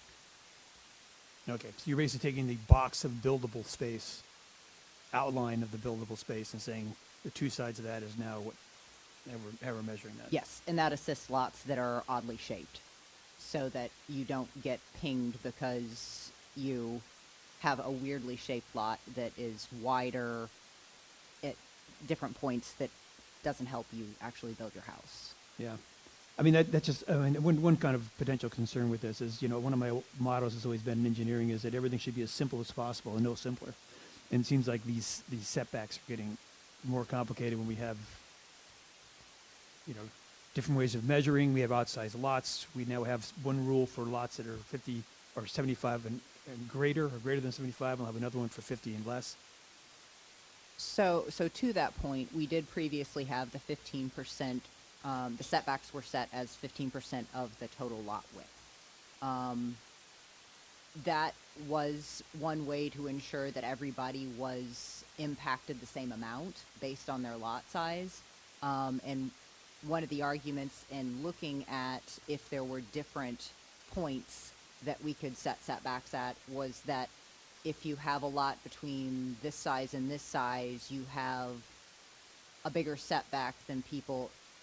It just ends up being unfair to certain size lots. And I do agree there doesn't seem to be a good way around that unless you do a percentage of the width of the lot. However, when we went through that process, the percentage seemed to be a really big issue. Nobody wanted it, so we got rid of it. We went back to the system of between this size and this size, you have this setback. Between this size and this size, you have this setback. I don't know if it is the best way to do it. However, staff does understand it, and it is workable, and that is how most communities do it. In regard to the lot width, this is actually much simpler than the other one because previously you had to look up the plat and figure out when it was platted, and then you had to look at the code and figure out how you measure it. So now it's one way to measure it, and it is based on your buildable area. So it's fairer in that way. And so these changes in the definition, is that already done previously? Or that's That was associated with the parallelogram lots. Okay. Right. I do have a question for you real quick. Since you were the ones that brought this forward, Bill has raised some concerns, rightfully so in my opinion, and some questions about, you have your 32-foot wide model that you use. Are those models enclosed on the first floor, or are they open? They can be either open or enclosed. So the way that we structure our product offering is that it's designed to be, you can add different components. So there's different options because one of our goals is to make sure that we have a house for every budget on the island. So obviously enclosing the garage, things like that adds cost. So homeowners our base plans all start with the bottom open. And then they're built 12 to 14 feet above grade, and then they go from there. There is an option for homeowners to enclose the garage downstairs if they would like to, but that's not requisite part of our plans because obviously that adds cost, and we want to make sure that it's more affordable for everybody. And the ones that, I'm assuming you probably have some contracts already out there for homes? So of the three that we've got under contract, 2 are enclosing the bottom, 1 is not. Speaking for our Fairweather customers, I believe, given how tight the lot is, a lot of those customers will opt to keep it open, just so visually it's a little bit, it takes up a little bit less of the lot. I think visually, from a visual perspective, the lot will feel a little bit more spacious if it's open underneath and you can see to the back. But with that said, we don't restrict homeowners on that. If they want to choose to enclose the garage downstairs, they have the ability to do so. And do your models have elevators in them, or is it another option? Each of the homes is elevator ready. So the way we've engineered, so there's a shaft that's built in. If you opt for the elevator, it goes in when we construct the home. If you do not opt for the home, for the elevator, the floor joists in that closet are removable so that you can put the elevator in later without any sort of significant demo costs. So we've tried to keep it flexible, understanding that as this community ages, they may want to add the elevator now, or they can add it now, or if they want to, add it in the future, they will be able to do so without any significant sort of disruption to their home. Okay, appreciate it. Thanks. Does that give you any relief, Phil, in your concerns as far as enclosing the lower level? Well, I think that might be a reasonable compromise. I still kind of feel that, you have a small lot, you have a small house. I mean, it's not like, if you pay for a small house, that's what you're paying for. A small lot, that's what you're paying for.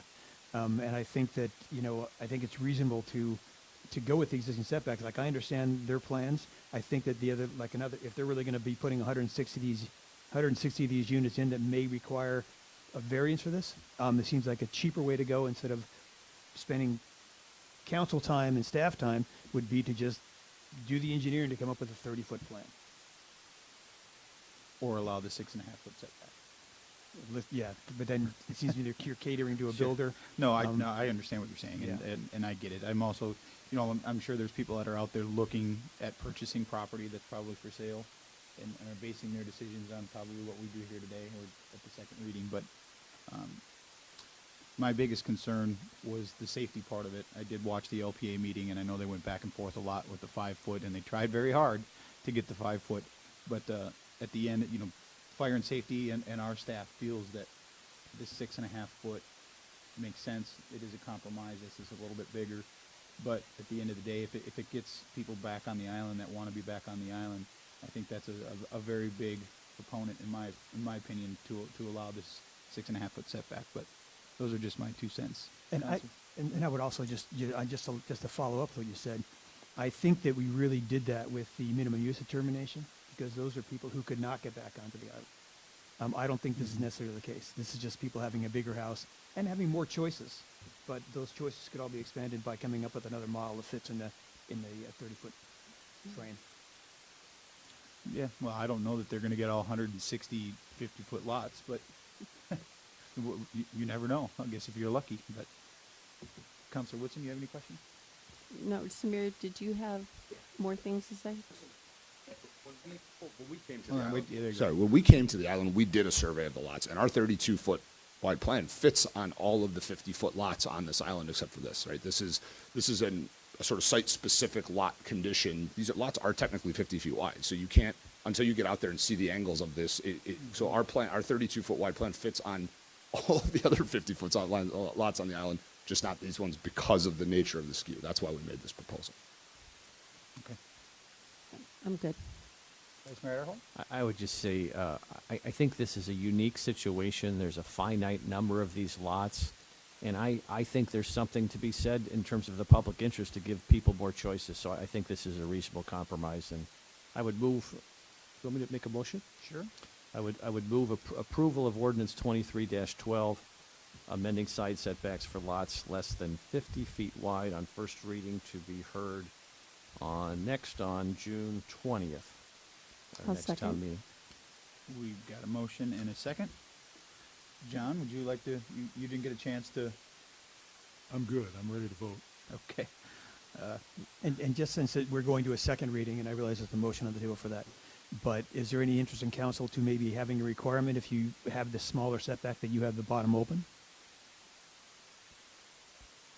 Well, I'm not opposed to the discussion. I don't know that I would that's why I asked about the elevator part of it, because that's gonna have to be enclosed. And I know there's been discussions with staff, and at least myself, about, you know, how do you, and I believe maybe in one of our public meetings, we talked about it, or an M&P meeting about, is there some sort of formula that you could calculate that if you get something that you have to leave so much of it open? I don't remember exactly where that left, but if staff can work with everyone that's involved in this, it's already been through the LPA, but I don't know if there's a way to, how do you regulate it, I guess would be.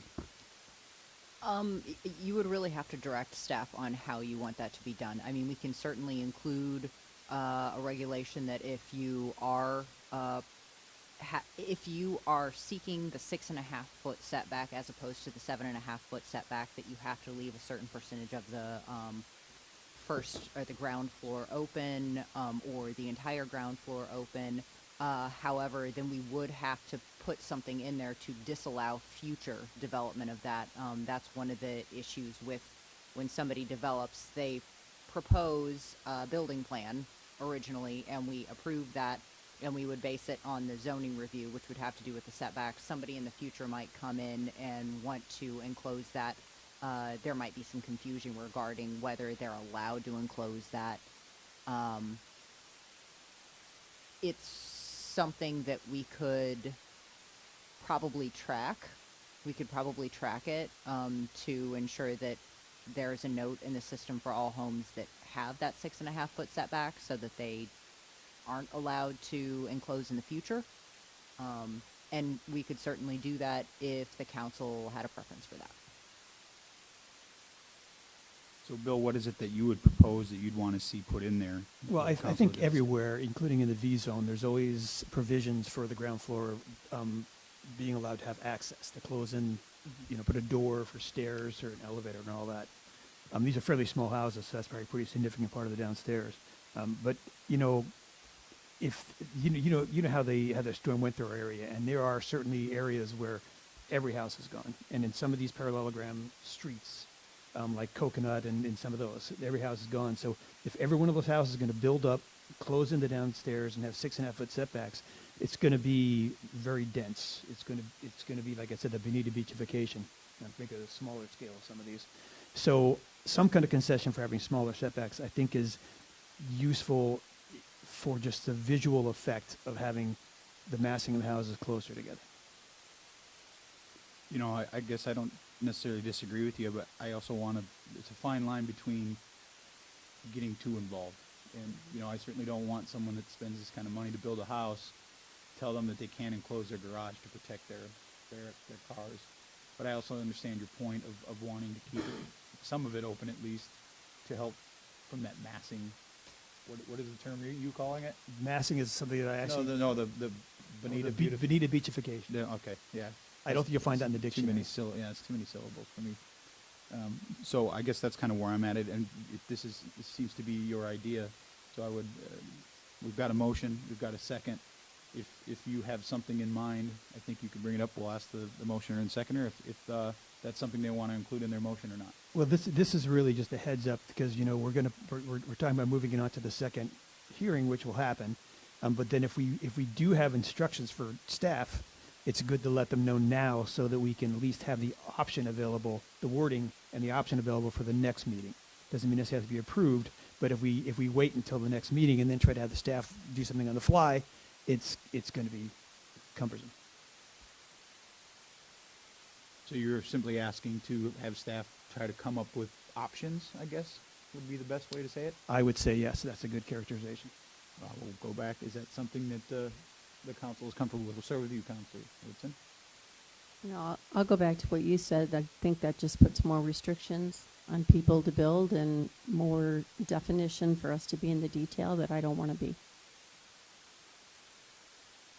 You know, I think was it Sarah? Someone mentioned that if you chose to use the 6.5-foot, or was it Bill? One of you guys mentioned that if you chose to use the 6.5-foot setback, then these potential changes would have to be implemented. But if you use the 7.5-foot setback, then you wouldn't have to follow these.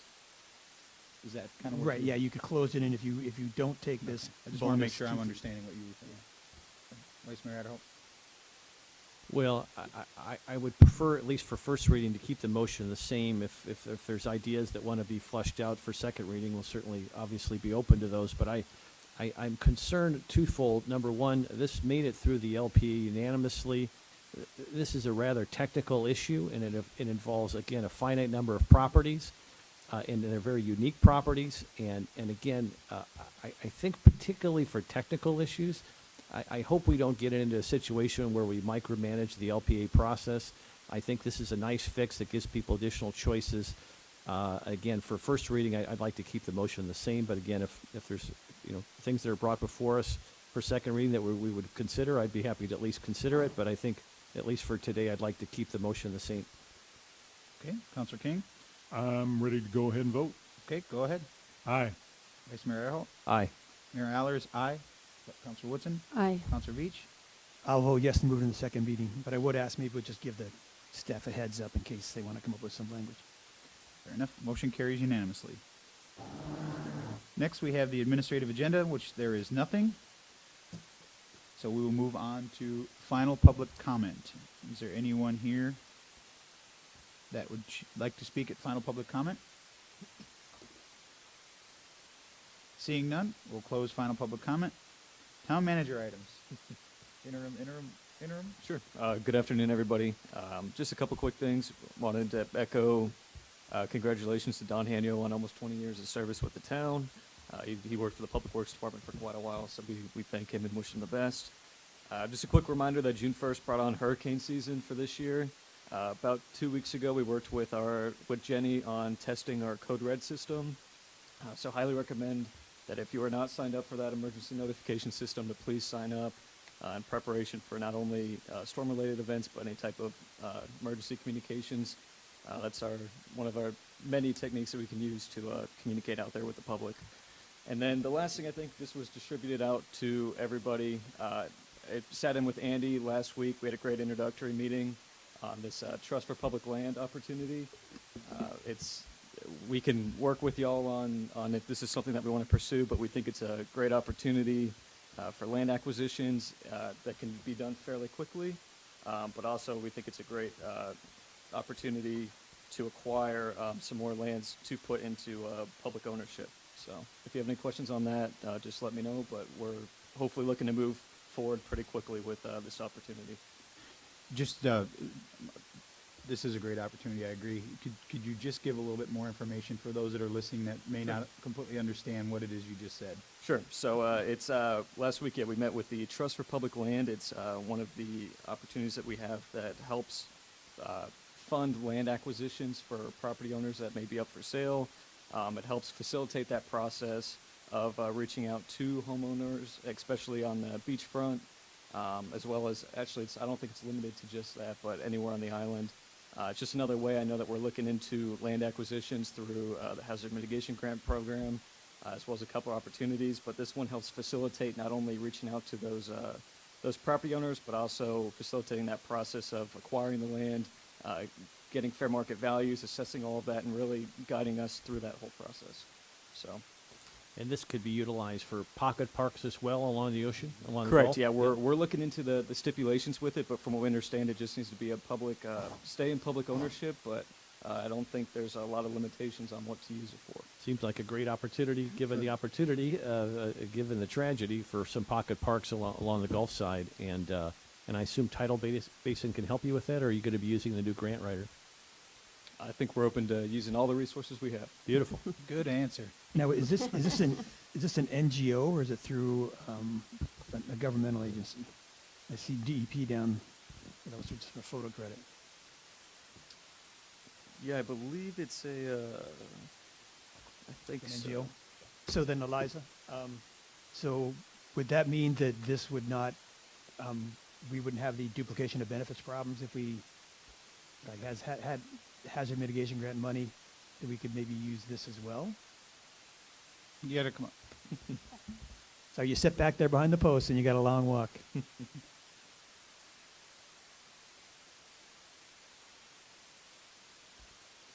Eliza Cipriana again.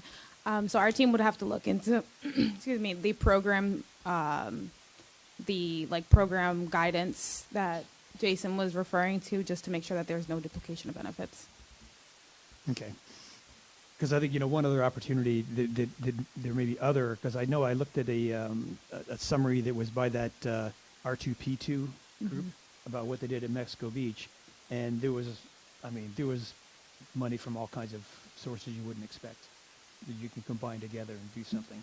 The other thing I think that may help is if we do acquire parks, particularly somewhere along a street or in the back bay, is we can also make a stormwater retention basin in those to help with our water quality before the water goes into the outflow, which would be beneficial. Yep, there's a ton of funding through Resilient Florida for that Right, specifically. and maybe the DEP or other. Yep. If you do a water treatment option, it may open up additional funding sources as well. Yes.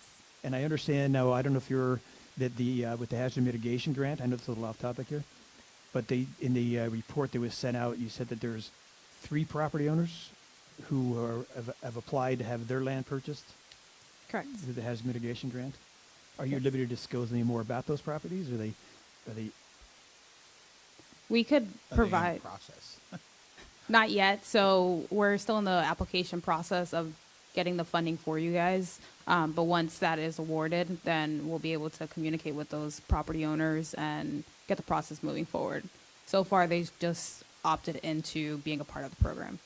All right. So is there any contract or anything that they have to enter into for the mitigation money to be allocated for those properties, or is it? There will be. Right now, it's just a voluntary phase. They're more than welcome to drop out at any time.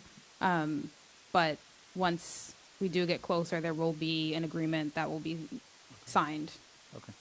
All right. Okay. And now, before you leave, too, the hazard mitigation grant for lifting your house, that deadline has been extended. Is that right? Yes, until August. Until August now. So if anybody's listening and you're looking to either rebuild your house and you're willing to wait for this money, or you have a house you want to lift, that there is monies available for that.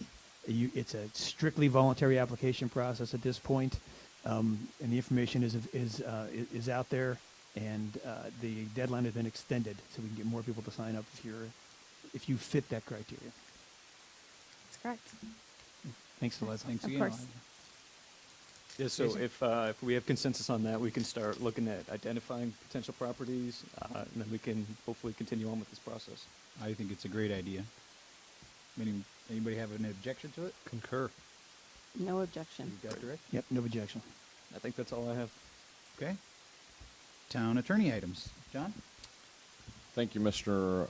Mayor and members of the council. The only item I have this morning for you all is some email communications that I've had with, as well as phone conversations with many of you regarding the ongoing dispute between the Florida Audubon, the town, and Mr. Rood and Mr. Kramer, and whether or not you wish for me to proceed with forwarding to Mr. Rood and Mr. Kramer the letter of indemnification or hold harmless agreement that has been going back and forth, which all of you have been copied on, including the most recent version where I made 3 additional revisions to, I believe, provide additional protections to the town. With that said, as I've communicated to most, if not all of you at one point or another, or again in person or phone or by email, it has been and it continues to be my advice that the pending appeal that has been filed by Florida Audubon to allow it to run its course for any building permits that would allow the property owners to move forward with the construction of the dune walkover, that process be completed, that appeal process be completed. There will be no question that there is what is called a final non-appealable development order in place before building permits are authorized. The document that has been distributed would in fact allow that to happen pending the disposition of the appeal. As I said, I believe that entering into such agreement would expose the town to potential additional litigation But again, the direction so far has been to complete that process, provide that document to Mr. Root and Mr. Kramer, and as I understand your direction, then staff would follow through with the issuing of building permits to the property owners to allow them to begin the construction of the dune walkover. So I need direction. So I have some questions on that, John. Just to make sure I understand, so you're saying that typically you wait for a non-appealable judgment? Yes, sir. Before, or an agreement, I guess, right? No, It's you gotta be don't, there is, no, if there's an appeal has been filed, you wait until the appeal is disposed of. Okay, and so by moving forward before then we're exposing ourselves to some liability, and so this agreement between us and the other party is to try to protect ourselves from the negative ramifications. To minimize the possibility of additional litigation. However, the point I'm trying to make is there's no way to guarantee that there won't be additional litigation and, in my opinion, unnecessary litigation if you just allow the appeal to follow, to run its course. Now, another question is, we had a good dozen or so people speak up at this meeting asking us to reconsider the special exception. What is that an option that's available to us? Would that be something we'd have to go back to a shade meeting to talk about, or would that just take consensus of council to reconsider? There is a process in the code for the reconsideration of a quasi-judicial item. Generally would have to be initiated by a council member who was on the prevailing side of the vote. Okay. To motion the matter for reconsideration. Certainly, if that's the direction of the town council, we can identify that section of the code, provide it to all of you, so we move forward in accordance with the requirements of the code. Okay, thanks. I've got a question, John. When you and I talked last Friday, I had mentioned that the town had wanted this indemnification letter, and I think you called it something like I don't want to put words in your mouth, but along the lines of a great fallacy that you had wanted this orchestrated. Is that correct? Correct. I think at one point in time there was a comment made that I was the one that had initiated this letter of indemnification, and that's not the case. At the last council meeting, the direction was to move forward with it, and that's what I've done. So it's now, in my opinion, as good as it can be drafted to provide the maximum protection to the town as possible, again, given my prior comment. And I do not know with respect to the document, particularly in light of the most recent changes, whether or not Mr. Kramer and Mr. Rood will find it acceptable. I don't see any reason why they shouldn't. And if your direction is to move forward, then and finalize, that's what I'm asking for, is that direction.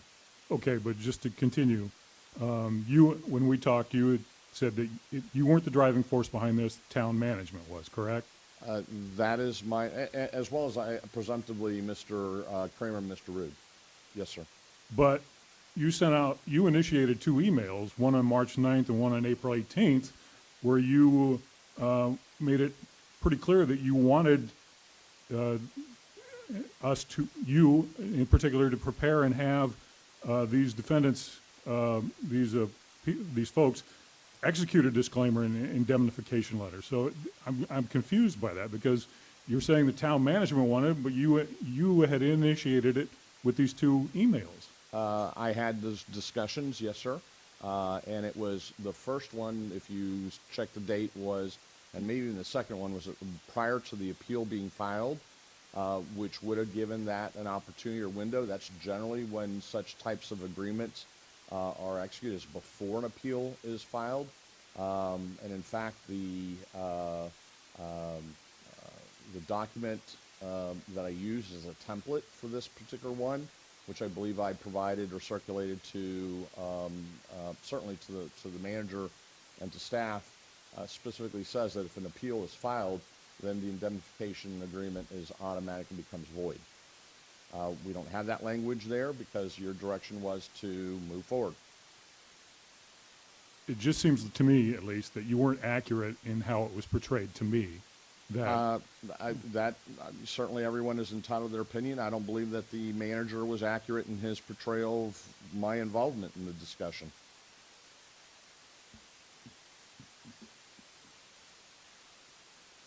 Okay, so you're essentially, we'll just, Vice Mayor Adderholt, do you have anything to add to the discussion? Or I don't Council? have anything to add because I'm not exactly sure where we're at in the discussion. All right, Yeah. well, I was trying to, I believe where we're at is John is asking for direction on whether or not to execute the letter. To forward it to Mr. Kramer and Mr. Rude's attorneys for them to review and advise their clients as to whether or not they should execute it. And if they do, and they return it to us, then the next step would be to issue building permits. That would be a staff matter. So then, this language that you were talking about that is not in there but could be in there, as far as it rescinds that, how does that work? How do you? Well, so, again, generally speaking, a permit, a property owner is willing to assume the risk to move forward between the approval and the running of the appeal period, which is a 30 days, but from a practical standpoint, because of how this concept called rendering, drafting of the resolution, et cetera, sometimes it can be longer, 45, 50, 60 days. And so in some instances, a property owner is willing to take the risk in that time period. The template, which is actually from the city of Miami, they have a very similar document, actually says in their form that the indemnification agreement becomes void if an appeal is filed during that before the appeal window is finalized. Because the direction was to move forward and to potentially allow for the issuance of the building permits, that language has been deleted. I hope that makes sense. It clear as mud. Speaking of mud, can I ask a question?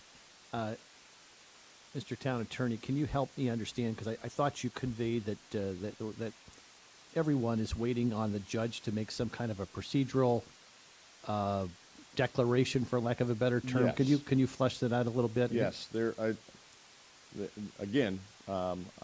been advised that there's a suggestion that somehow either myself individually or the town in general are obstructing the process or the moving forward of this appeal at the court level.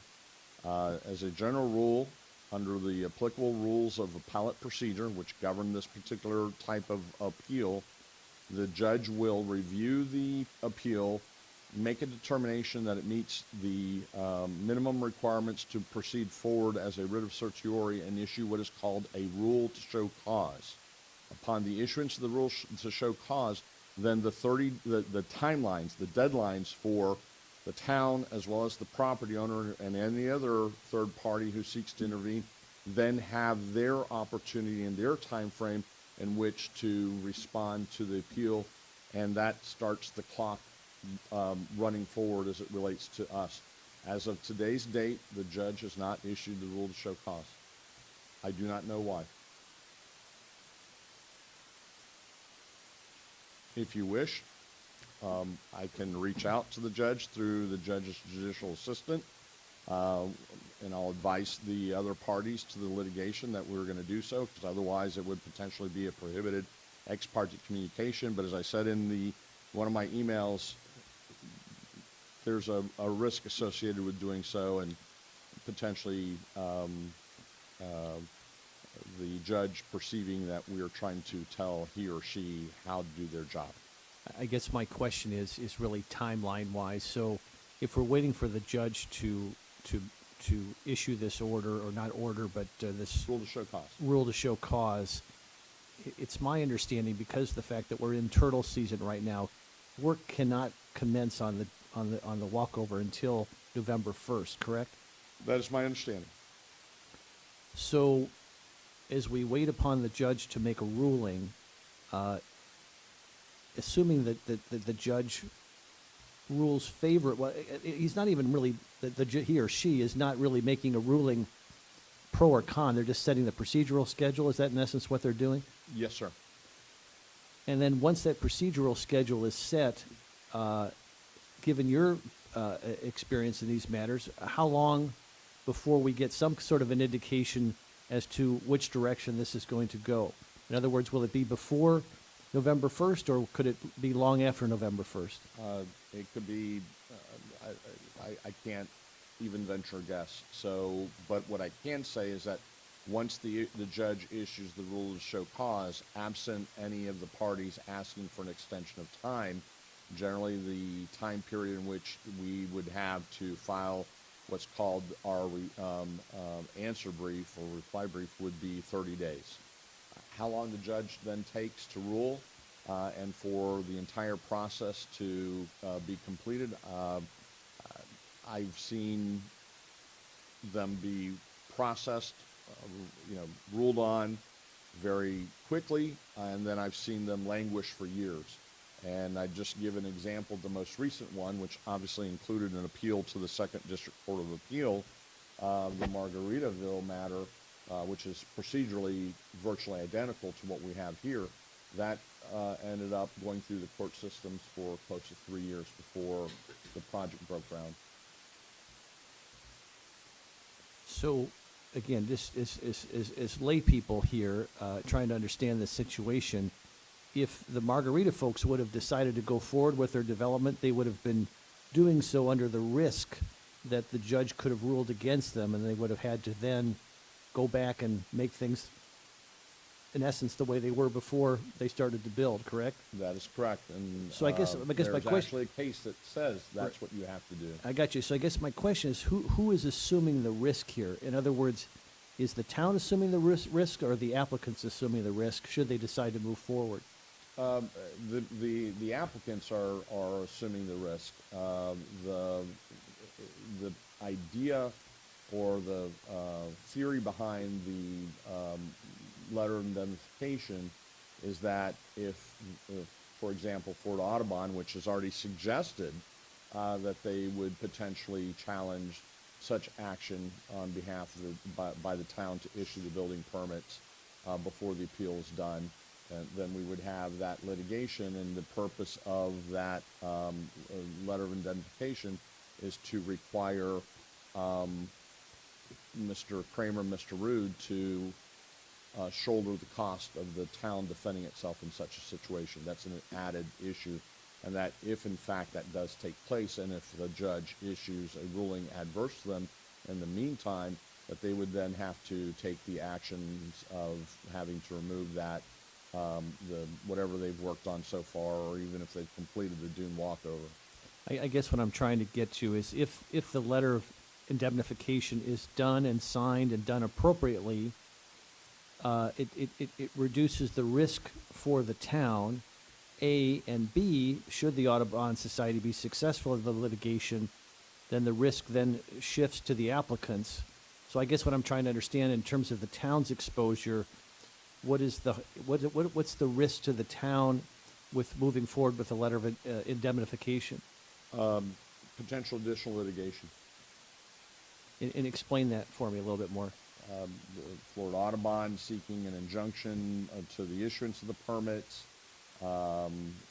even before the appeal is finalized, potentially additional litigation on the back end if by multiple parties, including Mr.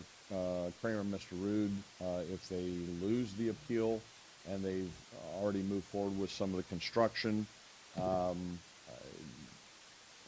As I said in one of my prior correspondence to you all, any of the parties involved, including additional third parties, could initiate additional litigation, whereas right now we have one piece of litigation. an appeal filed by Florida Audubon against the town and the property owner. Any other questions, Vice Mayor? No, thank you. So I guess what we'll just go one by one and give John his direction on. I still have a Oh, question. go ahead. I'm sorry. I thought I already asked you. I'm sorry. No. So didn't you just say, though, John, that through this letter of indemnification that you want to issue, that the responsibility then, if any other lawsuits take place or anything else, it's the responsibility of the homeowners to get their own litigation or get their own attorneys? To pay for the town's attorneys. But again, it presumes that everyone agrees to comply with that document. But if they sign it, don't they have to comply with that document? No, ma'am. Just because you sign something does not necessarily mean that's called breach of contract, and then we end up in court suing them to enforce the terms and conditions of the indemnification agreement. My point to this entire discussion is that this particular piece of property and this particular dispute has generated multiple pieces of litigation in state and federal court. And we've narrowed it down. We've gotten rid of all of the litigation except for one, which we do not have much, if any, control over, both procedurally. Ultimately, we will substantively when the judge tells us to move forward. But that's it. And you know, once that appeal is resolved, we'll have a much clearer picture, all the parties involved, on how to move forward and how to proceed. In the meantime, we're at risk.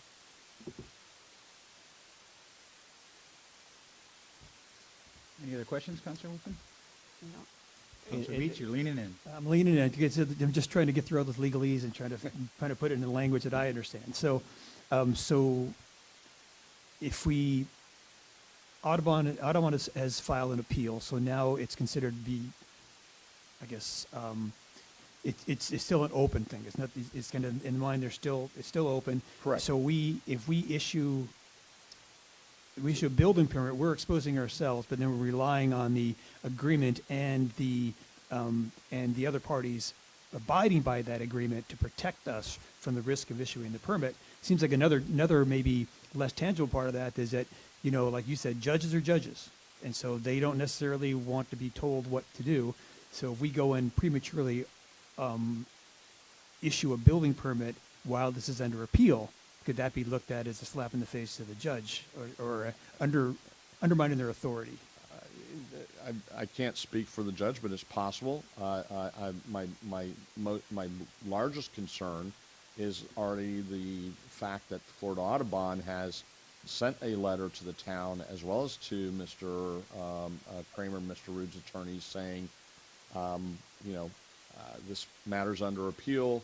We're just putting you on notice that if you elect to move forward with trying to build the dune walkover before the appeal is over, you know, there's this case out there that says that you have to rip it out, and they may seek an injunction to prohibit the town from issuing the building permits, notwithstanding the letter of indemnification.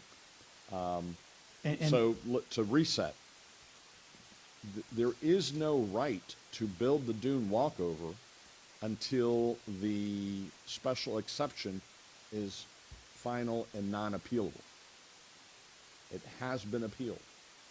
And now, could there be additional appeals? Sure.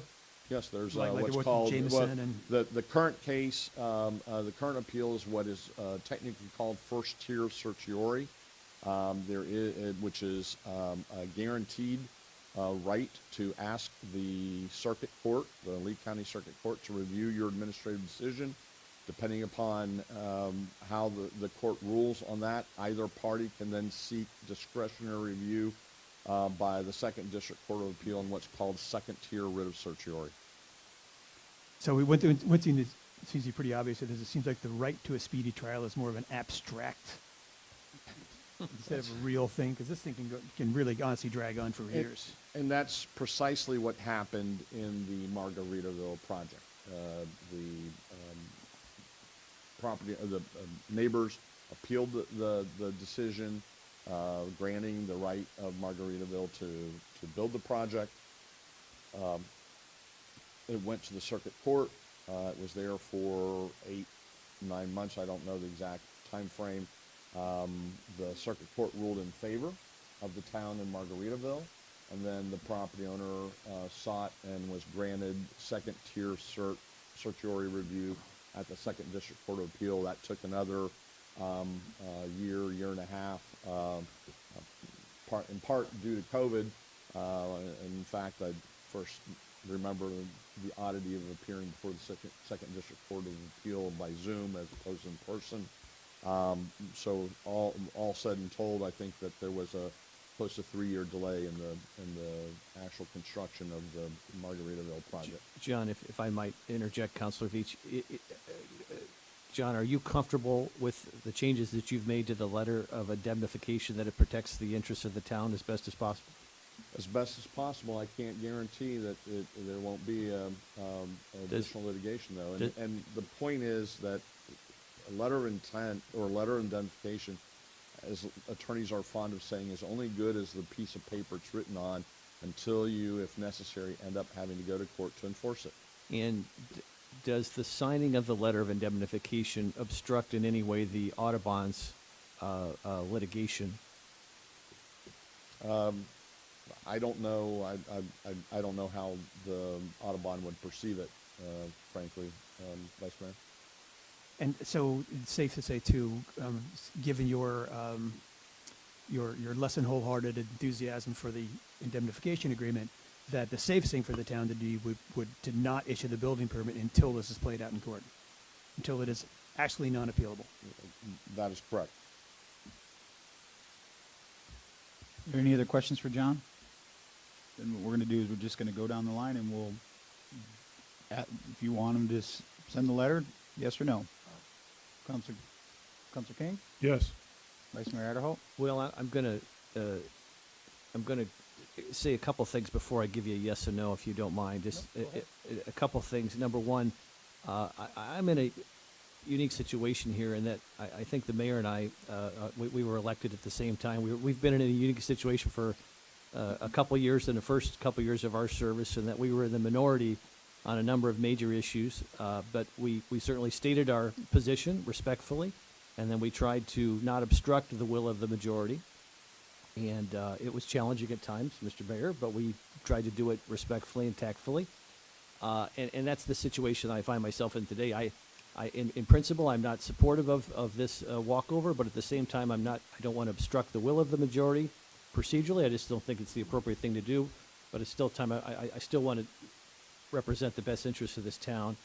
And so the way I look at this is having the letter of an indemnity move forward does not obstruct the Audubon's right to litigate this issue. It does help protect the town. And so, at the same time, I think it also respects the will of the majority, but not in a way that I think unduly inhibits the Audubon from having their right to due process.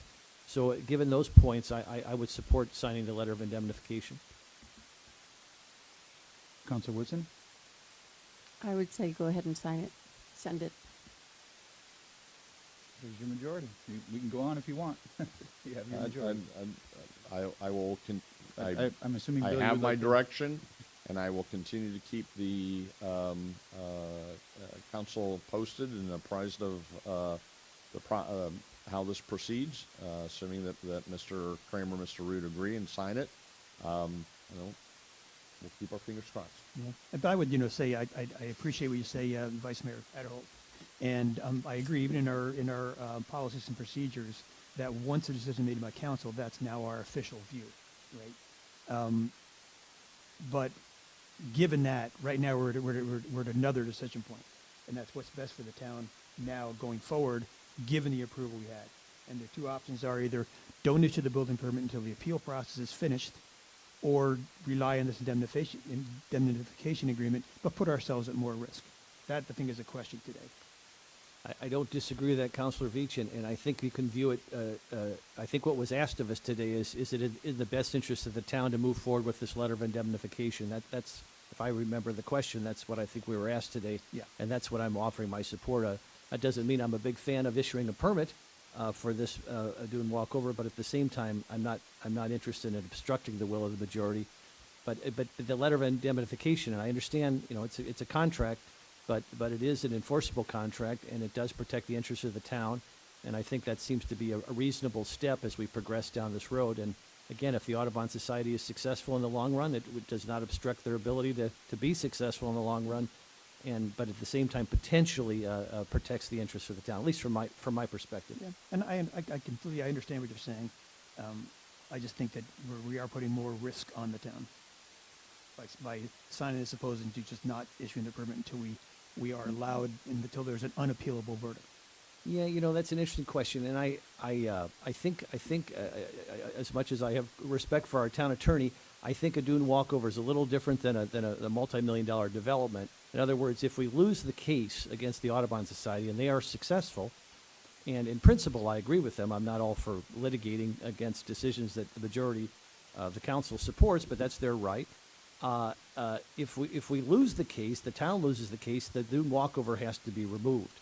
That's different than dissembling a multi-million-dollar development. So I think from a risk standpoint, the risk is minimal to the town compared to Margaritaville in that particular dynamic. So, but a fair point in an interesting discussion puts us folks who are not in support of the walkover in an awkward situation. But I think signing the letter of indemnification is in the best interest of the town. I'm not sure that was a completely accurate statement, and I guess, John, I'd have to ask you to step in here, but if the Audubon wins, this comes back to us, correct? It comes back to the town, but again, timing-wise, in the interim, there may be a court order that for Audubon seeks having the dune walkover, whatever may have been built up to that point, to be removed. That's the ultimate purpose of their litigation, is to have the dune walkover removed, correct? Is to have the special exception that authorizes the issuance of the building permits and the construction of the dune walkover to be reversed. That is their ultimate goal, But if not to have it built. If successful, or if the walkover is already built and then they're successful, then the remedy would be for them to remove the walkover. That is correct. That was my only point, John. Okay. I wasn't trying to. Hey, Yeah. To Councilmember King's point, it will eventually come back to you. Oh, that's right. That's fair. That's fair. And so that's what I am trying to emphasize, is that if it is in fact constructed in the interim, there's going to be more litigation other than just the appeal related to this matter. But I've received my direction. I will move forward with that direction. And again, I'll keep you posted, and we cross our fingers. Well, just for the record, because I didn't actually say anything, but you do have your direction. I was a proponent of getting the indemnification letter ready, which you have done, but that was not me saying send the letter. So you've prepared the letter, you've done what we've asked you to do. As I've stated before, believe that this is a process, you have to go through it. My guess is just by sending it, there's no guarantees that they would sign it. Is that correct, John? That is correct as well. Or they could come back and say, we'll sign it under this stipulation that you issue the building permit today. Is that something that they could come back and say or do? Yeah, I mean, what I would do is, subject to your direction, is to forward the finalized document to their attorneys, ask them to, review it. Based upon the correspondence to date, it would not surprise me if they went ahead and signed the letter of indemnification. Which would then require us to issue the permit. Right. So I would have, believe it or not, Jim, I would have voted to not send the letter until we hear from the judge to see what his ruling is, but you have the majority direction, so there you go. somewhat as a second part to this issue as we discussed. Again, there has been what I understand to be a suggestion that I personally or the town attorney's office has been obstructing the process of this appeal. I want to make it absolutely clear, as I've said already, that's not the case. However, again, I take my direction from the council. Do you want me to reach out to the judge and ask the judge, why haven't you issued the rule to show cause? Because Mr. Kramer and Mr. Rude's attorneys have not made that inquiry. I do not know why. I personally don't feel any need to poke the bear. Oh, well, I don't know that it's our position to do that. I agree. It's not our position. Well, again, then I only raise it because I understand this question has been raised, and I want to make it absolutely clear to you, my client, that I am in no way, shape, or form attempting to obstruct the proceeding of the appeal. And in fact, my communications with Mr. Kramer's and Mr. Rude's attorneys, as I've said before, is to, just as we did in similar cases in the past, here and other places where I've been the legal counsel, is to coordinate and cooperate with the filing of the briefs within the time frame set by the court. My job is to defend the actions of the majority of this commission, this council, and I will do so to the best of my abilities. And I'm good at what I do. Okay. Anything else? You got it down. That's the only thing you had? Nothing further, unless you all have any questions. Are you clear, though? I mean, is Yes. that, okay. Yes. So we will finalize the LOI. We'll just send it over to Mr. Kramer's and Mr. Rude's attorneys. And we will not we'll wait for irritate the them- judge. And we will not do anything further. If they wish to, I'll let them know they're more than welcome to do so. Thank you. Thank you. Council member items and reports. Mr. King? Well, by unanimous consent, I was elected Secretary of the Southwest Florida League of Cities, and I'm suggesting anybody that has the opportunity to have their election done by unanimous consent, that's the way to go. Isn't the way that elections in North Korea go? And I will take this executive committee office position in August. It runs for 1 year. After that, I would advance to the next higher position until eventually reaching the presidency. Little engine that could. Big engine. Anything else? That'll do it. Vice Mayor Idaho? Just two items. I was asked prior to this meeting to see if the council would be willing to suspend the rules and allow for the Estero Island Small Business Group to have a dialogue with us at our next M&P meeting, which I think has been moved to the 22nd. Is that correct? It has Correct. been moved to the 22nd? Have you said that? They apparently have been working on some ideas for how to help the mom and pops, for lack of a better term, businesses on the island that seem to have some indigenous support here to prosper and maintain our mom and pops. And obviously the M&P format is somewhat awkward. It's more of a monologue than a dialogue, and they're asking for some time on our M&P calendar to have a dialogue with the council. I see our representative, one of the representatives of this group, Mr. Safford, was here earlier, but he's not here, so I can't give you a lot more detail than that. But that's all I know at this point, but I just want to make sure everybody would be comfortable with that and procedurally suspend the rules to have that kind of a dialogue. We could put a time limit on it, however you want to do it, but I was asked to ask that. I don't have an issue with it. I'd be okay with it. I think it'd be good. I'm okay. I'm just not quite I don't know if we're opening a door here because I know Scott, but I don't really know much about this association. I know there's chambers established. We have a dialogue with them. Do we open up to any other kind of ad hoc association that forms? I think it's a case-by-case basis, Councilor Veach, because that's a very good question. I think it's at the council's discretion. And again, if people don't want to do it, that's fine, but it seems like it's a timely matter, and these are folks that are directly impacted by the challenges post-Ian, and it's a perspective that I don't think we've spent a lot of time. I think we've all been worried about it, but I don't think we've had a lot of focus on it. And this might be an opportunity to at least bounce some ideas back and forth. I wish I knew more, Councilor Veach, but that's the extent of my knowledge on this at this point. And I agree in principle. The second item I'd like to just run before my colleagues is I had a meeting with the town manager and our PIO. I'm helping them, and maybe you all are being consulted on this, on a communications plan.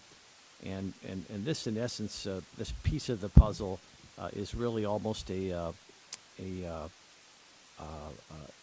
an action item more than a communications plan, but it'll dovetail nicely with communications, and this would be indicative of this would be an example of a culture change that we're talking about culture change. It's not the definition of the culture change, but it's an example. In other words, so one of the things that is you go up and down our island, and it's going to be rough this summer and this fall for our businesses and our residents, and the heat of the summer, and things are slowing down, and it's going to be tough. But that being said, I just mentioned before that we rode our bikes up and down the beach, but we also rode our bikes up and down the sidewalks from north to south recently, and the sidewalks in the neighborhoods need some help. And I know the Estero Boulevard property and sidewalks is the responsibility of the county, but I don't think we as a town can let that go much longer. I think we need to partner with our friends at the county, and I've talked to Jason about this. I believe Jason was on the call as well. Jason, our interim town manager and head of public works. My suggestion is that we, at a minimum, schedule once a week time, and we would divide the island into sectors or segments, sections, however you want to look at it. Start north or start south, whatever makes sense from the town staff perspective, and we would because I would suggest Tuesdays, because there's no recycle cans out, there's no garbage cans out, and it's a relatively calm day on the island. And I would suggest, for example, if we started up south, we started at the southern end, did 4 or 5 streets, and we did Estero Boulevard primarily, but we would also take the town street sweeper and go into the neighborhoods with the street sweeper. We would announce this in advance so neighbors can come out, and we could supply some brooms. We all remember the sort of the Beach Talk Radio sweep. This would be really town sponsored, but certainly we would welcome Beach Talk and the Observer and anybody else who wanted to help publicize this. So we would have what in essence would be called, and forgive me for the term, but it's only I could make sense with Tuesdays, would be Tidy Up Tuesdays. And we would then go into our neighborhoods and in essence triage the neighborhood. You would have a swarm of town staff. It would only be a Tuesday morning, maybe from 9 to 12. We would have the street sweeper. We would have trucks. We would have shovels. So when the piles were swept into piles, they could be picked up immediately. The medians on Estero Boulevard are full of weeds. They need to be mowed. They need to be trimmed. It all needs to be swept up. The sidewalks are really challenging once again, aside from the structural challenges, but we know there's some large debris still on the sidewalks, but there's a ton of sand and filth and dirt and debris on the sidewalks.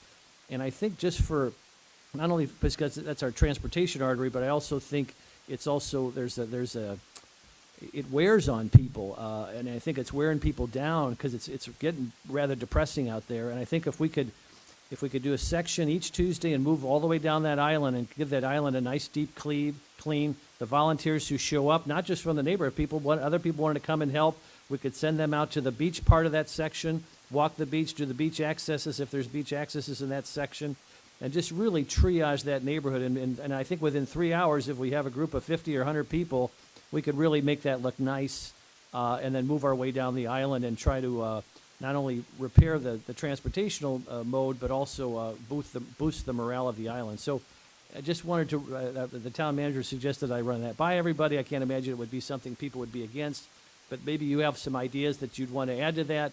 But I think this is a way for not only the town staff, because they're all there on Tuesdays. We didn't have a lot of town staff involvement or county involvement on Saturday, when we did the sidewalk sweep.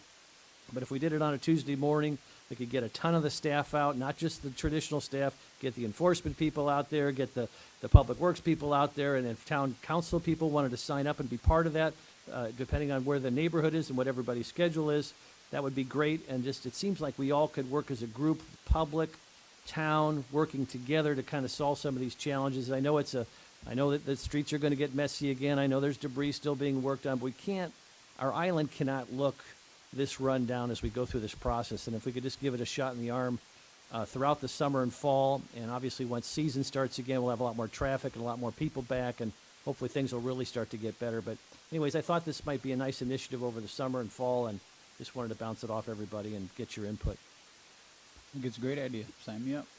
I would just, I was reached out to by Keep Lee County Beautiful.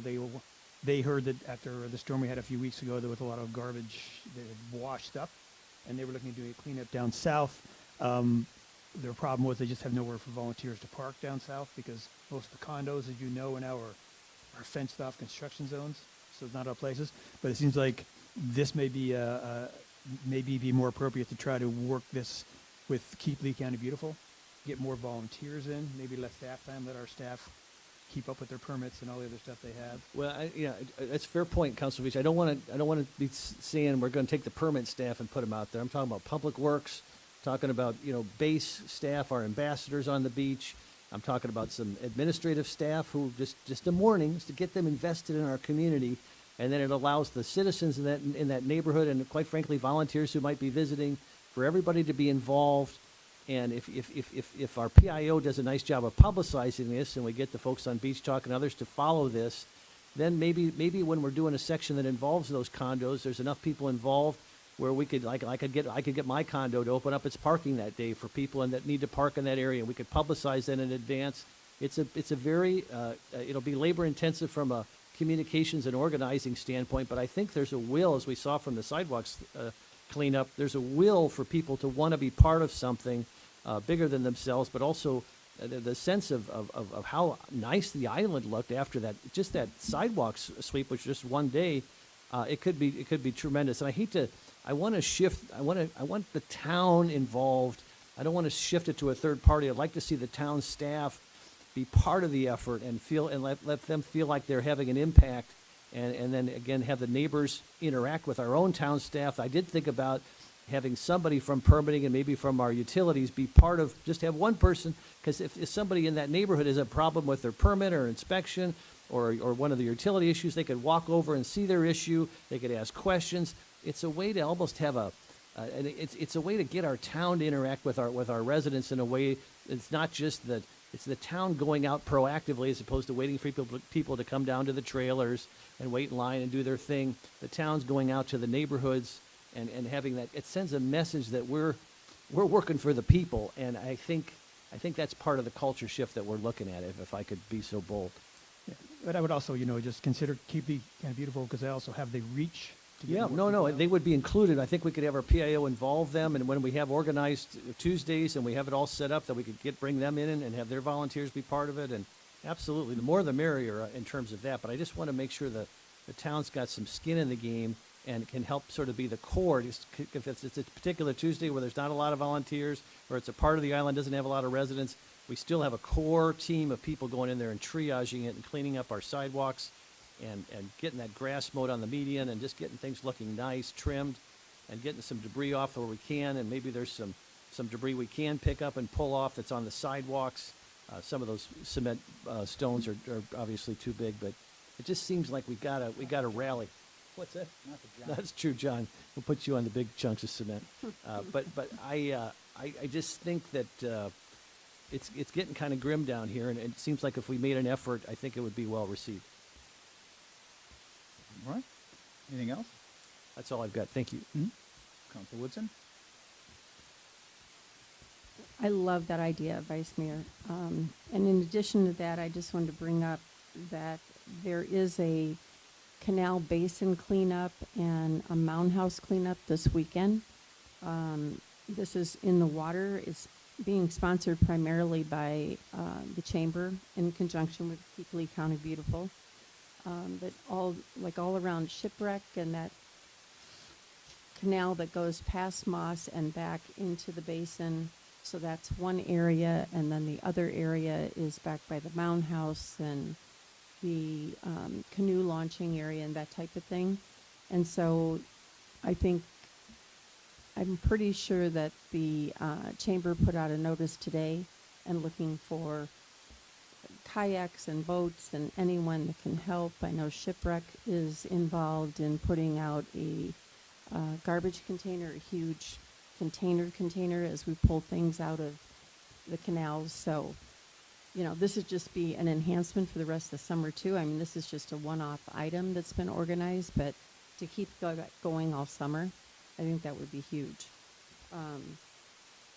You talk about kind of the debris and everything just kind of bringing you down. I had the chance to go to the other coast this weekend, and I know there's so much conversation about we don't want to look like Miami, we don't want to look like the East Coast, all of that. However, I think there's some pieces of what has taken place on the East Coast that we could incorporate that is absolutely stunning, beautiful.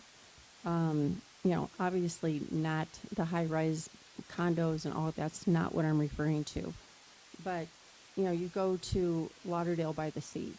I mean, it is old school, it is restaurants, it is beach. They do have parking garages, but they're covered up and they're almost like designed to look like beautiful buildings. They have live walls everywhere with greenery and all kind of foliage around them and everything so that they don't stick out like a parking structure. Just about every one of their rooftops have all kind of greenery and palm trees and sitting areas. I mean, it's beautiful to look at. So you get the greenery from the street, you get the greenery from the rooftops. I mean, there's elements of it that I think are absolutely beautiful that to be incorporated on a much smaller scale could be something that could really help in our rebuild.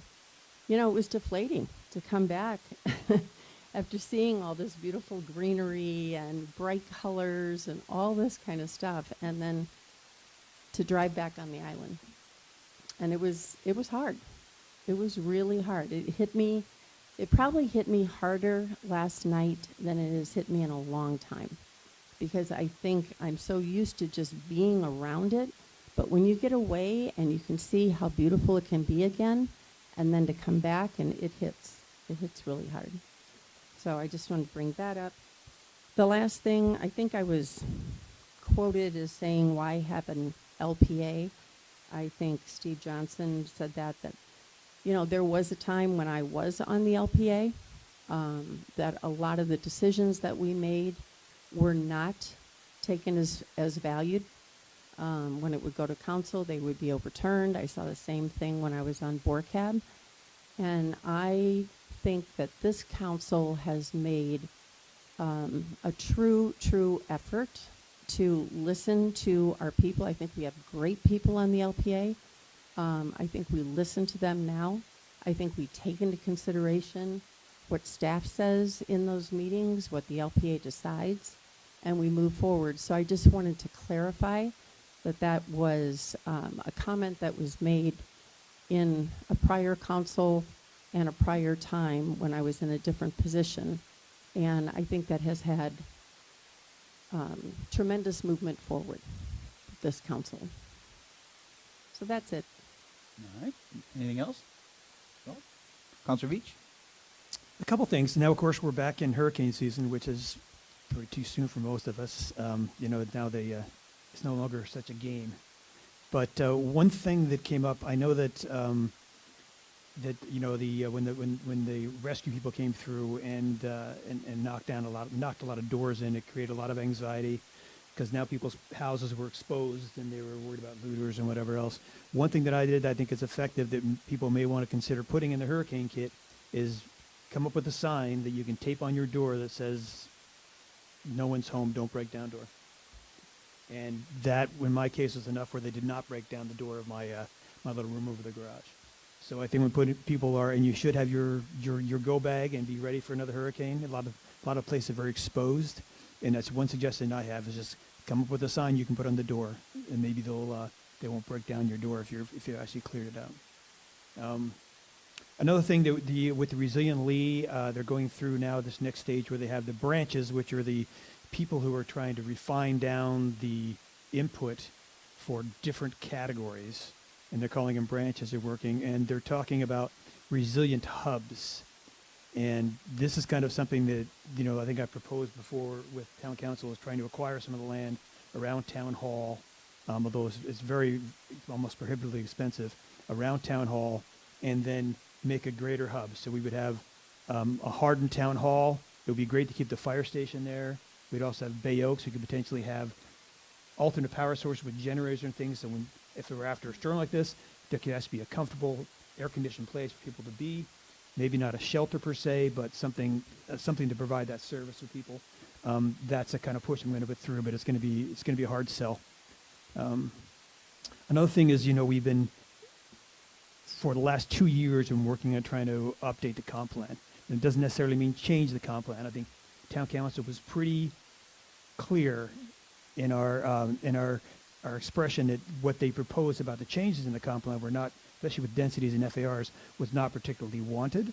But I think that I know that we're talking about the Small Business Association. There's still a lot of uncertainty out there, and I don't think we've made it enough of a priority to try to answer that uncertainty. I know talking with Sarah and other planners is that first thing they say you should do is to top down. So update your comp plan. We're obligated to do that by state law periodically. And then go through the LDC, clean up all the conflicts, because the things that we're doing now with setbacks, there's been this kind of change has been going on for years. It creates kind of a bit of a disorganized LDC, which needs to be gone through. What I'd really like to see is the town give direction to staff to say, let's come up with an outline of how this is going to work.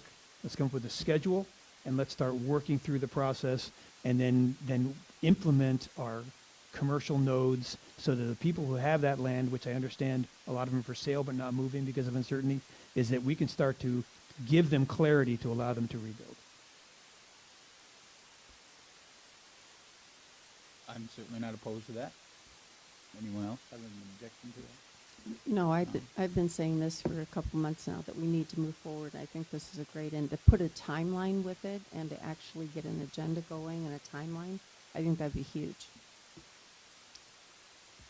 And that's pretty much it. I'll just going to reiterate that if there are condos out there who can provide parking for Keep Lee County Beautiful, let me know or contact Keep Lee County Beautiful.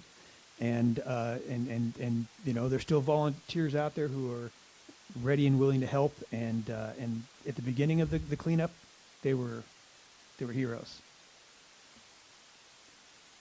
That's it. All right. Well, just to kind of piggyback, I think, on what both Vice Mayor said and you have said, I spoke with Greg, one of the owners of the beach bar, yesterday. And I did not know about this, but evidently on Saturday there was a school or something that was out there cleaning up the beach. I didn't know anything about it. Yeah, and which I'm shocked I didn't know anything about it, but that's my problem. He got on me pretty good for not letting him know ahead of time, because he would love to host things like that. He would like to food out there for people that want to come down and volunteer. So if you are reaching out to Keep Lee County Beautiful, keep him in mind. They don't open till later anyway, so most of the stuff gets done in the morning. So anyone that's listening, reach out to Greg at the beach bar. He's willing to set up whatever he needs to set up to help. He wants to be involved in the beach cleanup and that kind of thing. So I told him I'd relay that message today at the meeting. Another quick thing is I shouldn't say quick, but kind of piggyback off of your idea, Vice Mayor Adderholt, is I've been having an idea and talking with Beach Talk Radio about trying to organize, I always think about first impression is the most important, right? If you're buying a house, whatever, first impression is Estero Boulevard when you come over that bridge. And seeing all the destruction takes away from what it used to look like. So I think if there's something that we could do to organize maybe with the garden club or someone that has a much better green thumb than myself, of how we can start replacing that greenery along Estero Boulevard, making it, we all remember when you drove up North Estero Boulevard, how beautiful it was with the trees and the bushes, and, So when you come over that bridge, it may be a small gesture, but it would be something that's very welcoming that says, welcome back to Fort Myers Beach, and you could provide some of that color fairly quickly. I got to imagine there would be plenty of people that would be willing to help plant, whatever we can do to at least make the boulevard look beautiful. So if you're going down the side street, you got something nice to look at before you have to go down. So if my fellow members are not opposed to that, I'd like to try to keep moving forward with getting that off the ground. Have any objection? Yeah, no. Let's blend that into this cleanup, and I think there's when Lee County ceded the rights to vegetation for Estero Boulevard, they left us a tidy sum of money, basically endowed, that we could possibly utilize for what you're talking about. Yeah, there was, I believe it was around 800,000 if memory serves me correct. I don't know what of that was used. I don't think there was a huge amount. Maybe Jason, you have a better understanding. We could double check and see, because I know we got that lump sum at the beginning, Yeah, so we can see how much is left. And if I could, Mr. Mayor, I'm sorry, Jason, as part of this Tuesday cleanup, we really need to figure out a way to get the county involved as well, because it's technically their responsibility, Right. but obviously want to partner with them, and Sure. they could really, I think, hopefully supply some folks as well, and really triage that as well, and help us have a pretty big effort. Something else that kind of works in with what you're saying, but a little different angle is we've been talking with Murph and others about a Regreen FMB kind of program where we can find some grant money, hopefully, and buy native plants, and maybe as part of these, and we're going down the side streets of the neighborhoods, even Estero, you get property owners who are agreeable to actually put some of this vegetation on their property along the right of way, because one of the things is you can't get a whole lot of green on a 1.5 foot wide strip, right? It's under power lines and on the street and view corridors and all that. But if we can get a grant to have money for plants, we can go into neighborhoods and doing the cleanup, and while people are cleaning up, people are planting vegetation, then we can also really make put all these programs together, we can come up with a really significant impact.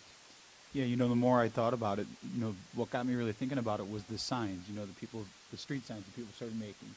And that was kind of a reminder of how unique, Fort Myers Beach is and how eclectic it is that people have. I know when it came to the decision that we made, I believe the previous council we all made, that was we wanted it to be uniform, we wanted it to look the same. I think if the storm has done anything, is it's really shown us that we have to remember where we came from. And I think it would be, maybe if we want to revisit it, relook at that. If you are a property owner on Estero Boulevard, allowing you to use your creativity, within reason, obviously, to make at least your section of that part of it unique to you or unique to the island. I think that would be really cool, kind of plays off the same idea, I think, as those street signs. People would want to get involved. Obviously, I'm assuming you would, living on Estero like that. You'd want to be able to do something that is important or means a lot to you for your section. So I'd be willing to revisit that decision that we made about the uniformity down Estero. I think it could be another way that we could really stand out and be unique and provide some color. And I'm all about more people, more ideas, and not just kind of think outside the box a little bit. But it sounds like everybody's on board with. Yeah, I think what you're just saying there, in my hometown of Indianapolis, there was a program where you could adopt a median, and it was often groups that would leave their businesses in front of their property or residents, and they could adopt that median, maybe even submit a plan for the town just to make sure it's not crazy, but I mean at least it would be. I think it gives a uniqueness to our island. Well, and another reason that made me think of this was, my wife and I went up to Dunedin. If you're not familiar with it, I suggest you Google it and look at it. It's a neat little funky town. And we went up there around Christmas time when, of course, the weekend we went, it was 30 degrees, so it was freezing cold. But Said the Minnesotan. Yeah, exactly. So what we found, my wife actually noticed it before I did, but different businesses decorated light poles with different kind of, one had Snoopy on it, and it was all lit up, and it was just really cool how they allowed the businesses to get involved, almost like that Adopt a Highway kind of program, and let businesses who wanted to get involved, or nonprofits that wanted to get involved, decorate maybe you can't do a light pole because it's FPLs, but something along the boulevard, whether it be a tree or something. It was just a really neat thing to see, and I guess they do it all year round, where they during Halloween they do the same kind of decorations or that kind of thing. It was just a really cool. Yeah, go ahead. Yeah, I know this from my children. There's a lot of high schools that will participate or volunteer their students, because then the students get credit for community service. And there are some school districts and some private schools that require that all their students as part of the high schoolers, in order to be able to graduate, that they do X number of community service hours. I'm all for any kind of ideas. Yeah, my kids, I remember, would go to a state park every year, and half a day they would all be, pretty much the school day, they would be out there cleaning up the state park. You know, one idea I had, and I really haven't really worked on this very much, but the idea, kind of back to again the sign painters, is that maybe we can raise some money to buy mailboxes, cheap mailboxes, and then have volunteers paint them. And so right now there's obviously a shortage of mailboxes, but it would be a way to not terribly expensive, but a way to start bringing back that kind of whimsical thing that the signs have, with mailbox painted uniquely up and down the street. Well, I would, that's a great idea, and actually was just brought up to me, a similar idea from the people over at FMB Strong, just over the bridge. So if you wanted to reach out to Heidi and those people over there, they were looking at potentially doing something like that, purchasing mailboxes for people. Maybe that's another avenue that could be added to it. If they purchase it, then we can have a place to paint them and put it up. And I think it's fun and funky. So you can run with that. You know where to find them. And then the last thing I have real quickly is, because we are in hurricane season now again, it is still fresh in a lot of people's minds, obviously. And we often talk about being prepared. Being prepared is not just before the storm, it's after the storm.